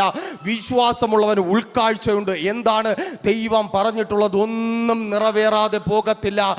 അവൻ ചിലത് കണ്ട്, ചില ഭാവി കാലം കണ്ട് അവൻ അനുഗ്രഹിക്കുവാൻ തുടങ്ങും. ഓ താങ്ക് യു ലോർഡ്. നിങ്ങളുടെ തലമുറയുടെ, നിങ്ങളുടെ കുടുംബത്തിന്റെ, നിങ്ങളുടെ തൊഴിലിന്റെ, നിങ്ങളുടെ മുൻപോട്ടുള്ള ജീവിതത്തിന്റെ ഭാവി കാലം കണ്ട് വിശ്വാസമുള്ളവൻ അനുഗ്രഹിക്കുവാനായിട്ട് തുടങ്ങും. 1960 കാലഘട്ടത്തിൽ അമേരിക്കയിൽ ഒരു സുവിശേഷകനായ സഹോദരനും സഹോദരിയും ജീവിച്ചു ജീവിച്ചിരുന്നു. സുവിശേഷകരായ പാസ്റ്ററും ഭാര്യയും പെന്തക്കോസ്ത് വിശ്വാസത്തെ, പ്രൊട്ടസ്റ്റന്റ് വിശ്വാസത്തിൽ നിൽക്കുന്ന ഒരു ഫാമിലി അവർ ജീവിച്ചിരുന്നു. ചില സ്തോത്രം വർഷങ്ങൾ കഴിഞ്ഞപ്പോൾ അവർക്കൊരു ഉദരഫലം ജനിച്ചപ്പോൾ അവർ സന്തോഷിച്ചു. ഞങ്ങളുടെ കുഞ്ഞിനെ സ്തോത്രം ഞങ്ങളൊരു സുവിശേഷകയാക്കി മാറ്റും. അങ്ങനെ ആ ദിവസങ്ങൾ കഴിഞ്ഞു പോയി. അവരുടെ സന്തോഷം ദുഃഖത്തിന് വഴിമാറി. കാരണം പല സഭാ വിഭാഗങ്ങൾ വളർന്നു വന്നപ്പോൾ ഈ ശുശ്രൂഷകനും ശുശ്രൂഷകയ്ക്കും ശുശ്രൂഷ ചെയ്യുവാൻ കഴിയാതെ ആയി. അവരുടെ സഭ പൊളിഞ്ഞുപോയി, അവരുടെ മിനിസ്ട്രി പൊളിഞ്ഞുപോയി, അവരുടെ ശുശ്രൂഷ പൊളിഞ്ഞുപോയി. ആരോ കണ്ണുനീരോടെ കേൾക്കുന്നുണ്ട്. സഭാ സംഘടന മത്സരത്തിൽ സ്തോത്രം ശുശ്രൂഷ പൊളിഞ്ഞുപോയ, സഭ തകർന്നു പോയ കേൾക്ക്. സ്തോത്രം അവിടെയും അത് തന്നെ സംഭവിച്ചു. അതിലും വേദനപ്പെടുത്തുന്ന ഒരു കാര്യം, ചില സ്തോത്രം മാസങ്ങൾ കഴിഞ്ഞപ്പോൾ ആ കുടുംബം തിരിച്ചറിഞ്ഞു, എന്താണ് ഞങ്ങളുടെ കുഞ്ഞ് സ്തോത്രം അവൾ ബലക്ഷയമുള്ളവളാണ്. അവൾ ബലക്ഷയമുള്ളവളാണ്. അവൾക്ക് വിക്കാണ്. അവൾക്ക് അക്ഷരസ്ഫുടതയോടെ സംസാരിക്കുവാൻ കഴിയത്തില്ല. അവൾക്ക് ദീർഘനേരം സംസാരിക്കുവാൻ കഴിയത്തില്ല. കേൾക്കണമേ, 1960 കാലഘട്ടം. ഇന്നത്തെ പോലെ കൈ നീട്ടുന്നവരുടെ എല്ലാം കയ്യിൽ മൈക്കില്ല, മൈക്രോഫോൺ സിസ്റ്റം ഇല്ല. ശബ്ദമുയർത്തി മാത്രമേ സുവിശേഷം പ്രസംഗിക്കുവാൻ കഴിയുള്ളൂ. അങ്ങനെയുള്ള ഒരു കാലഘട്ടത്തിൽ സ്തോത്രം സംസാരിക്കുവാൻ കഴിയാത്ത, വ്യക്തമായി സംസാരിക്കുവാൻ കഴിയാത്ത ഒരു മകൾ അവർക്ക് ജനിച്ചു. സ്തോത്രം 2 അവൾ ബലഹീനയാണ്, അവൾ അംഗവൈകല്യമുള്ളവളാണ്. സ്തോത്രം ആ ഫാമിലി വല്ലാതെ ഭാരപ്പെടുവാനായി തുടങ്ങി. എന്നാൽ ആ ദൈവദാസൻ എല്ലാ ദിവസങ്ങളിലും സ്തോത്രം കേൾക്കണമേ, ശുശ്രൂഷ നഷ്ടപ്പെട്ട ആ ദൈവദാസൻ എല്ലാ ദിവസങ്ങളും ഈ പെൺകൊച്ചിന്റെ മേൽ കരം വെച്ചിട്ട് അവളെ അനുഗ്രഹിക്കും. ആമേൻ. നീ സ്തോത്രം ഭാവി കാലത്ത് ഈ സ്തോത്രം അമേരിക്കയിൽ തെരുവോരങ്ങളിൽ നഷ്ടപ്പെട്ടുകൊണ്ടിരിക്കുന്ന ഒത്തിരി യൗവനക്കാരെ നേടുന്ന ശുശ്രൂഷകയായി മാറും. ഇതിങ്ങനെ എല്ലാ ദിവസങ്ങളിൽ തുടർന്നപ്പോൾ ഈ സഹോദരിക്ക്, അതായത് ദൈവദാസിക്ക് ഭയങ്കരമായ സങ്കടം വന്നു. ദൈവദാസി ഈ ദൈവദാസനോട് ചോദിച്ചു, സ്തോത്രം നിങ്ങൾ ഇതെന്താണ് കാണിക്കുന്നത്? ഇങ്ങനെ ഈ നടക്കാത്ത കാര്യം പറഞ്ഞ് നിങ്ങൾ എൻ്റെ കുഞ്ഞിനെ വീണ്ടും വിഷമിപ്പിക്കുകയല്ലേ ചെയ്യുന്നത്? നിങ്ങളും വിഷമിക്കുകയല്ലേ ചെയ്യുന്നത്? ഞാനും വിഷമിക്കുന്നുണ്ട്. എന്തിനാണിത് പറയുന്നത്? ഇത് വിട്ടുകളയെ. ഇനി നമുക്ക് അതിനെക്കുറിച്ച് ചിന്തിക്കേണ്ട. അവൾക്ക് വേണ്ടി നമുക്ക് എന്തെങ്കിലും ചെയ്യാം. അവൾക്ക് ചെയ്യാൻ പറ്റുന്ന കാര്യങ്ങൾ നമുക്ക് കണ്ടെത്താം. എന്നാൽ സ്തോത്രം ആ മനുഷ്യൻ, ഉൾക്കാഴ്ചയുള്ള മനുഷ്യൻ, വാഗ്ദത്തത്തിൽ വിശ്വസിക്കുന്ന ആ മനുഷ്യൻ പറഞ്ഞു, നിനക്കറിയാത്തൊരു കാര്യമുണ്ട്. നീ ഇവളെ ഉദരത്തിൽ വഹിക്കുന്ന സമയത്ത് ഒരു ദിവസം രാത്രിയിൽ എൻ്റെ പ്രാർത്ഥനാ മുറിക്കകത്ത് ദൈവം ഇറങ്ങി വന്നു. അവൻ എന്നോട് പറഞ്ഞു, ആമേൻ, സ്തോത്രം, അമേരിക്കയിലെ സ്തോത്രം അഴുക്ക് ചാലുകളിൽ വീണ് നശിക്കുന്ന അനേക യൗവനക്കാരെ നേടിയെടുക്കുന്ന ഒരു തലമുറയാണ് നിനക്ക് ജനിച്ചിരിക്കുന്നത്. അതാണ് നിന്റെ ഭാര്യയുടെ ഉദരത്തിൽ ഉള്ളത്. സ്തോത്രം ആ വാഗ്ദത്തം കേട്ടവനാണ് ഞാൻ. എനിക്കത് വിട്ടുകളയുവാൻ കഴിയത്തില്ല. അവൾ ഇപ്പോൾ ഒരുപക്ഷെ ബലഹീനയായിരിക്കാം, അവൾക്ക് സംസാരിക്കുവാൻ കഴിയില്ലായിരിക്കാം. എന്നാൽ എൻ്റെ ദൈവത്തിന് കഴിയും. എൻ്റെ ദൈവത്തിന് ബലഹീനതയില്ല. എൻ്റെ ദൈവത്തിന്റെ വായടയ്ക്കുവാൻ ആർക്കും കഴിയത്തുമില്ല. അതെ, ആ മനുഷ്യൻ ആ മകളെ അനുഗ്രഹിക്കുവാനായി തുടങ്ങി. 80കളുടെ അമേരിക്കയുടെ ചരിത്രം നിങ്ങൾ പരിശോധിച്ചു നോക്കിയാൽ മേരി ജെയിൻ എന്ന ആ സുവിശേഷകയെ കുറിച്ച് തങ്കലിപികളിൽ രേഖപ്പെടുത്തിയിരിക്കുന്നത് നിങ്ങൾക്ക് കാണുവാനായിട്ട് കഴിയും. അതേ, അമേരിക്കയിലെ തെരുവോരങ്ങളിൽ വീണ്ടും നശിച്ചു കൊണ്ടിരുന്ന, പുഴുത്ത ജീവിതം നയിച്ച അനേക യൗവനക്കാരെ നേടിയെടുക്കുന്ന ഒരു സുവിശേഷകയായി ആ സഹോദരി ചരിത്രത്തിൽ ഇടം പിടിച്ചു. ആ പിതാവിന്റെ ഉൾക്കാഴ്ച.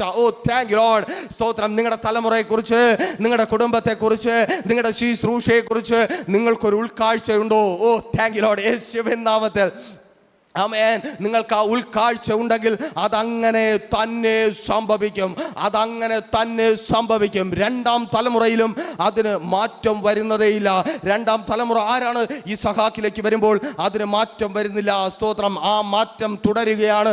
3ാം തലമുറയിലേക്ക് വരുമ്പോൾ യാക്കോബിലും ആ മാറ്റം, സ്തോത്രം, ആ വിശ്വാസം തുടരുകയാണ്. 11ാം അധ്യായം 21ാമത്തെ വാക്യം വായിക്കുമ്പോൾ യാക്കോബിൽ അത് പ്രത്യാശയാണ്.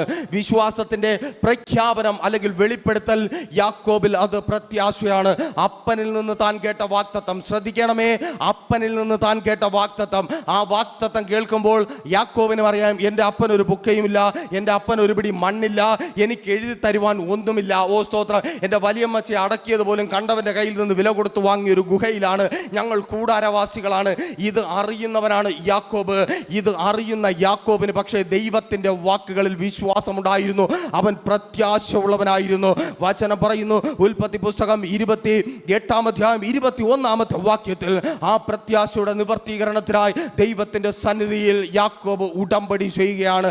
അതിന്റെ ഫലമോ ഉൽപ്പത്തി പുസ്തകം 32:10 സ്തോത്രം യാക്കോബ് തന്നെ പറയുന്നു, ഞാനൊരു വടിയോടുകൂടെ യോർദാൻ കടന്നുപോയി, 2 വലിയ കൂട്ടമായി നീ എന്നെ തിരിച്ചു വരുത്തിയിരിക്കുന്നു. കർത്താവേ, ഇന്ന് പകലും എന്നെ കേൾക്കുന്ന പ്രിയരെ, കേട്ട വാഗ്ദത്തങ്ങളിൽ നിങ്ങൾക്ക് വിശ്വാസമുണ്ടോ? നിങ്ങൾക്ക് പ്രത്യാശയുണ്ടോ? ആ ഒരു വടിയുടെ അനുഭവം മാറുക, ആ ഒന്നുമില്ലായ്മയുടെ അനുഭവം മാറുക. നിന്നോട് വാഗ്ദത്തം പറഞ്ഞവർക്ക് എന്തെങ്കിലും തരാൻ പറ്റിയോ പറ്റിയില്ലയോ എന്നല്ല, വാഗ്ദത്തം പറഞ്ഞ ദൈവത്തിന് തരുവാൻ കഴിയും. നിനക്ക് പ്രത്യാശ ഉണ്ടെങ്കിൽ ഇന്ന് കയ്യിലായിരിക്കുന്ന വെറും വടിയുടെ സ്ഥാനത്ത് ആ വടിക്കും നിനക്കും പിന്നാലെ വരുവാൻ 2 വലിയ കൂട്ടത്തെ ഒരു വലിയ കൂട്ടത്തെ നൽകി എന്റെ ദൈവം മാനിക്കും. നീ വെറുതെ ഒറ്റയ്ക്ക് മടങ്ങുവാൻ, നീ പരാജയപ്പെട്ട് പിന്മാറുവാൻ എന്റെ ദൈവം അനുവദിക്കത്തേ ഇല്ല. അതെ, ഇന്ന് നീ ആയിരിക്കുന്ന ഇതേ അവസ്ഥയിൽ തുടരുവാൻ എന്റെ ദൈവം അനുവദിക്കത്തേ ഇല്ല. യാക്കോബിന്റെ പ്രത്യാശ, ആമേൻ, സ്തോത്രം, ആമേൻ. ഈസഹാക്കിന്റെ ഉൾക്കാഴ്ച, ഈ 2 കാര്യങ്ങൾ നിങ്ങൾ ശ്രദ്ധിക്കണം. മക്കളെ അനുഗ്രഹിക്കുമ്പോൾ, ഈസഹാക്കിനെ പോലെ മക്കളെ അനുഗ്രഹിക്കുമ്പോൾ നിങ്ങൾ നോക്കേണ്ടത് വാഗ്ദത്തത്തിൽ മാത്രമായിരിക്കണം. നിങ്ങളുടെ കയ്യിൽ എന്തുണ്ടെന്ന് നോക്കിയിട്ട് നിങ്ങൾ മക്കളെ അനുഗ്രഹിക്കരുത്. ഒന്നും നിങ്ങളുടെ കയ്യിലില്ലെങ്കിലും, നിങ്ങളുടെ മക്കൾക്ക് കൊടുക്കുവാൻ ഒന്നുമില്ലെങ്കിലും, ദൈവം നിങ്ങളോട് ചിലത് പറഞ്ഞിട്ടുണ്ടെങ്കിൽ അത് നിങ്ങളുടെ മക്കളുടെ ജീവിതത്തിൽ നിവർത്തിക്കും. ഓ താങ്ക് യു ലോർഡ്. തിരിച്ചറിയുന്നവർക്കായി ഞാൻ ദൈവത്തെ സ്തുതിക്കുന്നു. ഈസഹാക്ക് കൊടുത്തത് കൊണ്ടല്ല യാക്കോബ് കൊടുത്തത് കൊണ്ടല്ല അടുത്ത തലമുറ. ബൈബിൾ വായിച്ചു നോക്ക്, ദൈവം പറഞ്ഞ വാക്കിന്റെ നിവർത്തീകരണമാണ് നിങ്ങളുടെ ജീവിതത്തിൽ സംഭവിക്കുവാൻ പോകുന്നത്. ഈ ലോകത്തിൽ നിങ്ങൾ വാരി പിടിച്ചെടുക്കുന്ന എന്തെങ്കിലും അല്ല, ദൈവം നിങ്ങളോട് തരാമെന്ന് പറഞ്ഞ ഓരോ കാര്യങ്ങളുടെ നിവർത്തീകരണമാണ്. നിങ്ങൾ കേട്ട വാഗ്ദത്തങ്ങളുടെ നിവർത്തീകരണമാണ്. അതുകൊണ്ട് സാഹചര്യത്തെ നോക്കി വാഗ്ദത്തം വിട്ടുകളയേണ്ട, ഉൾക്കാഴ്ച ഉള്ളവരായിരിക്കുക. നോക്കൂ, യാക്കോബിന്റെ പ്രത്യാശ ഒന്നുമില്ലാത്ത യാക്കോബിന് വേണ്ടി, സ്തോത്രം, ലാബാന്റെ ദേശത്ത് ആട് പ്രസവിക്കുവാനായി തുടങ്ങി. ആമേൻ. യാക്കോബിന്റെ പന്തി നിറയുവാൻ തക്കവണ്ണം ആട്ടിൻ കൂട്ടം അധികമായി പ്രസവിക്കുവാനായി തുടങ്ങി. ഇന്ന് പകലും എന്നെ കേൾക്കുന്ന പ്രിയരെ, നിങ്ങളുടെ വാഗ്ദത്ത നിവർത്തിക്കായി നിങ്ങൾ പ്രതീക്ഷിക്കാത്ത സ്ഥാനത്ത് നിങ്ങൾക്കൊരു കൊയ്ത്തിന്റെ അനുഭവം ഒരുങ്ങുന്നുണ്ട്. Thank you lord. ആമേൻ. നിങ്ങൾ പ്രതീക്ഷിക്കാത്ത സ്ഥാനത്ത്, വാഗ്ദത്തം കേട്ട സ്ഥാനത്തല്ല. സ്തോത്രം. നോക്കൂ, യാക്കോബ് വാഗ്ദത്തം കേട്ട സ്ഥാനത്ത് ഒന്നുമില്ല. യാക്കോബ് വാഗ്ദത്തം കേട്ടിടത്ത് നിന്ന് അവന്റെ ചേട്ടനും ഓടിപ്പോയി, യാക്കോബും ഓടിപ്പോകേണ്ടി വന്നു. യാക്കോബ് വാഗ്ദത്തം കേട്ട സ്ഥാനത്ത് ഒന്നുമില്ല. പക്ഷേ വാഗ്ദത്തം അത് സത്യമായതുകൊണ്ട് അത് ഉളവാകുന്ന ദേശത്തേക്ക് യാക്കോബിനെ ദൈവം പറിച്ചു നട്ടു. ചില ദേശത്ത് നിന്നെ കൊണ്ടുപോയിട്ടുണ്ടെങ്കിൽ, ചില സ്ഥാനങ്ങളിൽ നിന്നെ അവൻ കൊണ്ടിരുത്തിയിട്ടുണ്ടെങ്കിൽ, ചില രാജ്യങ്ങളിലേക്ക് നിന്നോട് അവൻ പോകുവാൻ പറഞ്ഞിട്ടുണ്ടെങ്കിൽ, ഇന്ന് കേട്ടിറങ്ങിയത് കുഴപ്പമായല്ലോ കർത്താവേ, ഞാൻ ഇറങ്ങി വന്നത് വല്ലാത്തൊരു പരാജയത്തിലേക്കാണല്ലോ, വല്ലാത്തൊരു തകർച്ചയിലേക്കാണല്ലോ, നിരാശയോടെ വേദനയോടെ നീ ആയിരിക്കുന്നുവോ? കേൾക്ക്, നീ കേട്ടിറങ്ങിയ വാഗ്ദത്തം അത് നിവർത്തിക്കുവാൻ തക്കവണ്ണം അവിടെ ദൈവം ചിലത് കരുതിയിട്ടുണ്ട്. ആമേൻ, ഹല്ലേലൂയ. അബ്രഹാം വിശ്വാസത്തോടെ ദൈവത്തിന്റെ സന്നിധിയിൽ നേർന്ന് ഇറങ്ങി തിരിക്കുമ്പോഴേ ലാബാന്റെ ഭവനത്തിൽ, സ്തോത്രം, ദൈവം വലിയൊരു ആട്ടിൻകൂട്ടത്തെ ഒരുക്കി. അബ്രഹാമിന്റെ കൂടാരം നിറയുവാൻ, സ്തോത്രം, യാക്കോബിന്റെ തൊഴുത്ത് നിറയുവാൻ, യാക്കോബിന്റെ കൂടാരം നിറയുവാൻ, യാക്കോബ് വർദ്ധിക്കുവാൻ. ആമേൻ. നിങ്ങൾ ഇറങ്ങി തിരിച്ചിട്ടുണ്ടെങ്കിൽ, നിങ്ങൾ ആ വാഗ്ദത്തം കേട്ട സമയത്തെ നിങ്ങൾ ചെന്നെത്തിയ സ്ഥാനത്തിന്റെ ദൈവം ചിലത് നിങ്ങൾക്ക് വേണ്ടി ഒരുക്കിയിട്ടുണ്ട്. മാതാവേ, നിന്റെ തലമുറയ്ക്ക് വേണ്ടി അവൻ കടന്നുപോയ സ്ഥാനത്ത് എന്റെ ദൈവം കരുതിയിട്ടുണ്ട്.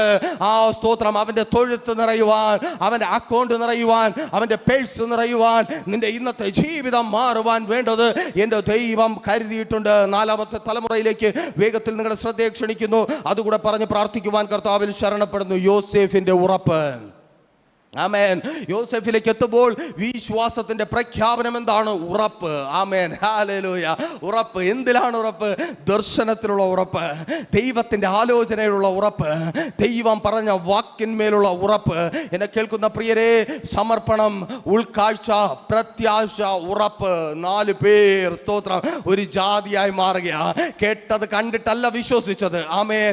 ദൈവമാണ് പറഞ്ഞതെന്നുള്ള വാക്കിലുള്ള വിശ്വാസം. ആ വാക്ക് തന്നെ ഫോളോ ചെയ്യുവാൻ മടിയില്ലാത്ത അവസ്ഥ. സ്തോത്രം. വേണമെങ്കിൽ യാക്കോബിന് അപ്പനോട് ചോദിക്കാമായിരുന്നു, അപ്പാ നീ എന്നെ ചാടിക്കേറി അനുഗ്രഹിച്ചു, എന്തുണ്ടായിരുന്നിട്ടാണ് അനുഗ്രഹിച്ചത്? യാക്കോബ് ചോദിച്ചില്ല. കാരണം സമർപ്പിച്ച അപ്പന്റെ മക്കൾ തിരിച്ചു നിന്ന് ചോദിക്കത്തില്ല. അവർക്കും സമർപ്പിക്കപ്പെട്ട ഒരു ജീവിതം ഉണ്ടാകും. തിരിച്ചറിയുന്നവർക്കായി ഞാൻ ദൈവത്തെ സ്തുതിക്കുന്നു. തിരിച്ചു ചോദിക്കുന്ന മക്കളല്ല, സമർപ്പിക്കപ്പെട്ട ജീവിതമുള്ള മക്കളായി നിന്റെ തലമുറകൾ മാറും. 11-22 വാക്യത്തിൽ യോസേഫിന്റെ ഉറപ്പ് കാണുവാനായിട്ട് കഴിയും. എന്താണ് യോസേഫിന്റെ ഉറപ്പ്? ഞാൻ എത്തേണ്ട സ്ഥാനത്ത് ഞാൻ എത്തും. എവിടെയാണ് ആ ഉറപ്പുള്ളത്? ഉൽപ്പത്തി പുസ്തകം 37-24 വാക്യത്തിൽ പൊട്ടക്കുഴിക്കകത്ത് കിടക്കുമ്പോൾ യോസേഫിന് ഉറപ്പുണ്ട്. സ്തോത്രം. ഈ പൊട്ടക്കുഴിയുടെ അടിയിൽ കൂടെ എനിക്കൊരു തുരങ്കം ഉണ്ടാകുമെന്നല്ല, എൻ്റെ ദൈവം എന്നോടൊരു വാഗ്ദത്തം പറഞ്ഞിട്ടുണ്ട്.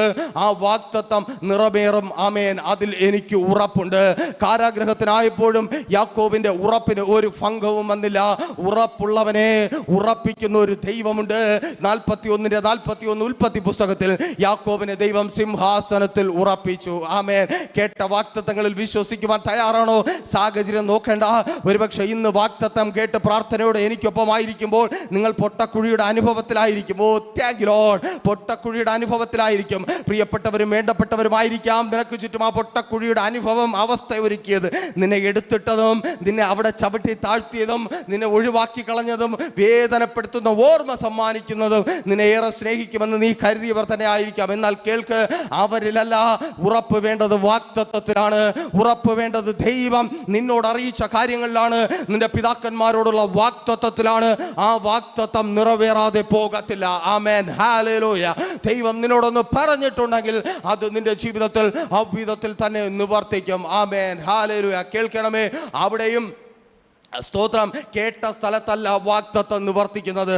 പലരും ചിന്തിക്കുന്നതാണ്, ഞാനൊരു വാഗ്ദത്തം കേട്ടാൽ ഞാൻ ചിലത് തുറന്നു വെച്ചിരിക്കുന്ന സ്ഥാനത്ത് തന്നെ എനിക്ക് വേണ്ടി ദൈവം പ്രവർത്തിക്കും. ഒരിക്കലുമല്ല.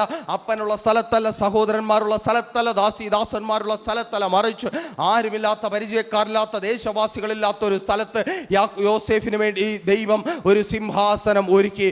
അതെ, എന്നെ കേൾക്കുന്ന പ്രിയരെ, നിങ്ങൾക്ക് വേണ്ടി ചില സ്ഥാനങ്ങളിൽ ദൈവം ചിലത് ഒരുക്കിയിട്ടുണ്ട്. നീ കേട്ട വാഗ്ദത്തങ്ങൾ ഉറപ്പുണ്ടോ? നീ കേട്ട വാഗ്ദത്തങ്ങളെ മുറുകെ പിടിക്കുവാൻ മനസ്സുണ്ടോ? അത് നഷ്ടപ്പെട്ടു പോകുവാൻ എൻ്റെ ദൈവം അനുവദിക്കത്തേയില്ല. ഓ താങ്ക് യു ലോർഡ്. യേശുവിൻ നാമത്തിൽ. ഹല്ലേലൂയ. ചില സ്ഥലത്ത് നീ വളരും. ആമേൻ. സ്തോത്രം. ഹല്ലേലൂയ. ചില സ്ഥാനത്ത് നീ വളരും. 4 തലമുറകളിലൂടെ. സ്തോത്രം. നിങ്ങൾ കേട്ടു. ആമേൻ. വിശ്വാസത്തിന്റെ വെളിപ്പെടുത്തൽ. ഇന്ന് ഈ മെസ്സേജിന് ശേഷം, പ്രാർത്ഥനയ്ക്ക് ശേഷം നിങ്ങൾ സ്വയം ചോദിച്ചു നോക്കുക, ഞാൻ എൻ്റെ ജീവിതം യേശുവിന് സമർപ്പിച്ചതാണോ? എനിക്ക് പ്രത്യാശയുണ്ടോ? എനിക്ക് ഉൾക്കാഴ്ചയുണ്ടോ? ഭാവി കാലം സംബന്ധിച്ച് എനിക്ക് ഉൾക്കാഴ്ചയുണ്ടോ? കേട്ട വാഗ്ദത്തങ്ങളിൽ എനിക്ക് ഉറപ്പുണ്ടോ? ഇത് നിങ്ങൾക്കുണ്ടെങ്കിൽ നിങ്ങളിലൂടെ അടുത്തൊരു ശക്തമായ തലമുറ, പേര് പറയുവാൻ കഴിയാത്ത വിധത്തിൽ എണ്ണത്തിൽ പെരുപ്പമുള്ള വിശ്വാസികളുടെ ഒരു വലിയ സമൂഹം പുറത്തു വരും. ആമേൻ. ഹല്ലേലൂയ. ഈ പകലിലും കർത്താവിന്റെ സന്നിധിയിൽ നമുക്ക് ഒരുമിച്ച് സമർപ്പിക്കാം. ഒരു നിമിഷം കണ്ണുകളെ അടയ്ക്കാം, പ്രാർത്ഥിക്കാം. അപ്പാ, അങ്ങ് സംസാരിച്ച കൃപയ്ക്കായി സ്തുതിക്കുന്ന കർത്താവേ, കേൾപ്പിച്ച അങ്ങയുടെ ആലോചനയ്ക്ക് മുമ്പിൽ ഞങ്ങൾ താഴ്ത്തുന്നു. പ്രീഷർ ഫാമിലി ഗ്ലോബൽ മിനിസ്ട്രിയുടെ വിശുദ്ധ സഭാരാധന എല്ലാ ഞായറാഴ്ചയും രാവിലെ 10 മണി മുതലും എല്ലാ വെള്ളിയാഴ്ചകളിലും ഉപവാസവും ഓൺലൈൻ മധ്യസ്ഥ പ്രാർത്ഥനയും രാവിലെ 11 മണി മുതലും ഞങ്ങൾ നിങ്ങൾക്കായി ലൈവിൽ പ്രാർത്ഥിക്കുന്നു.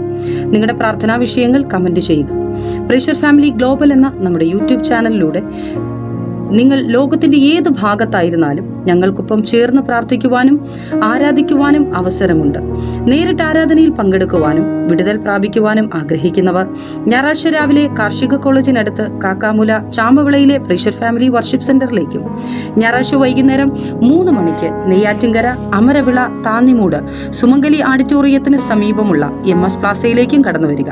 നിങ്ങളുടേതായ ഒരു വിഷയത്തിനു വേണ്ടി പ്രാർത്ഥിക്കുവാനും കൗൺസിലിംഗിനുമായി സ്ക്രീനിൽ കാണുന്ന നമ്പറിൽ കോൺടാക്ട് ചെയ്യുക. നിങ്ങൾക്കും ഈ പ്രോഗ്രാം സ്പോൺസർ ചെയ്യുവാനും കർത്താവായ യേശുക്രിസ്തുവിന്റെ സുവിശേഷം അനേകരിലേക്ക് എത്തിക്കുവാനും അവസരമുണ്ട്. പ്രാർത്ഥനയോടെ വിളിക്കുക. ആമേൻ.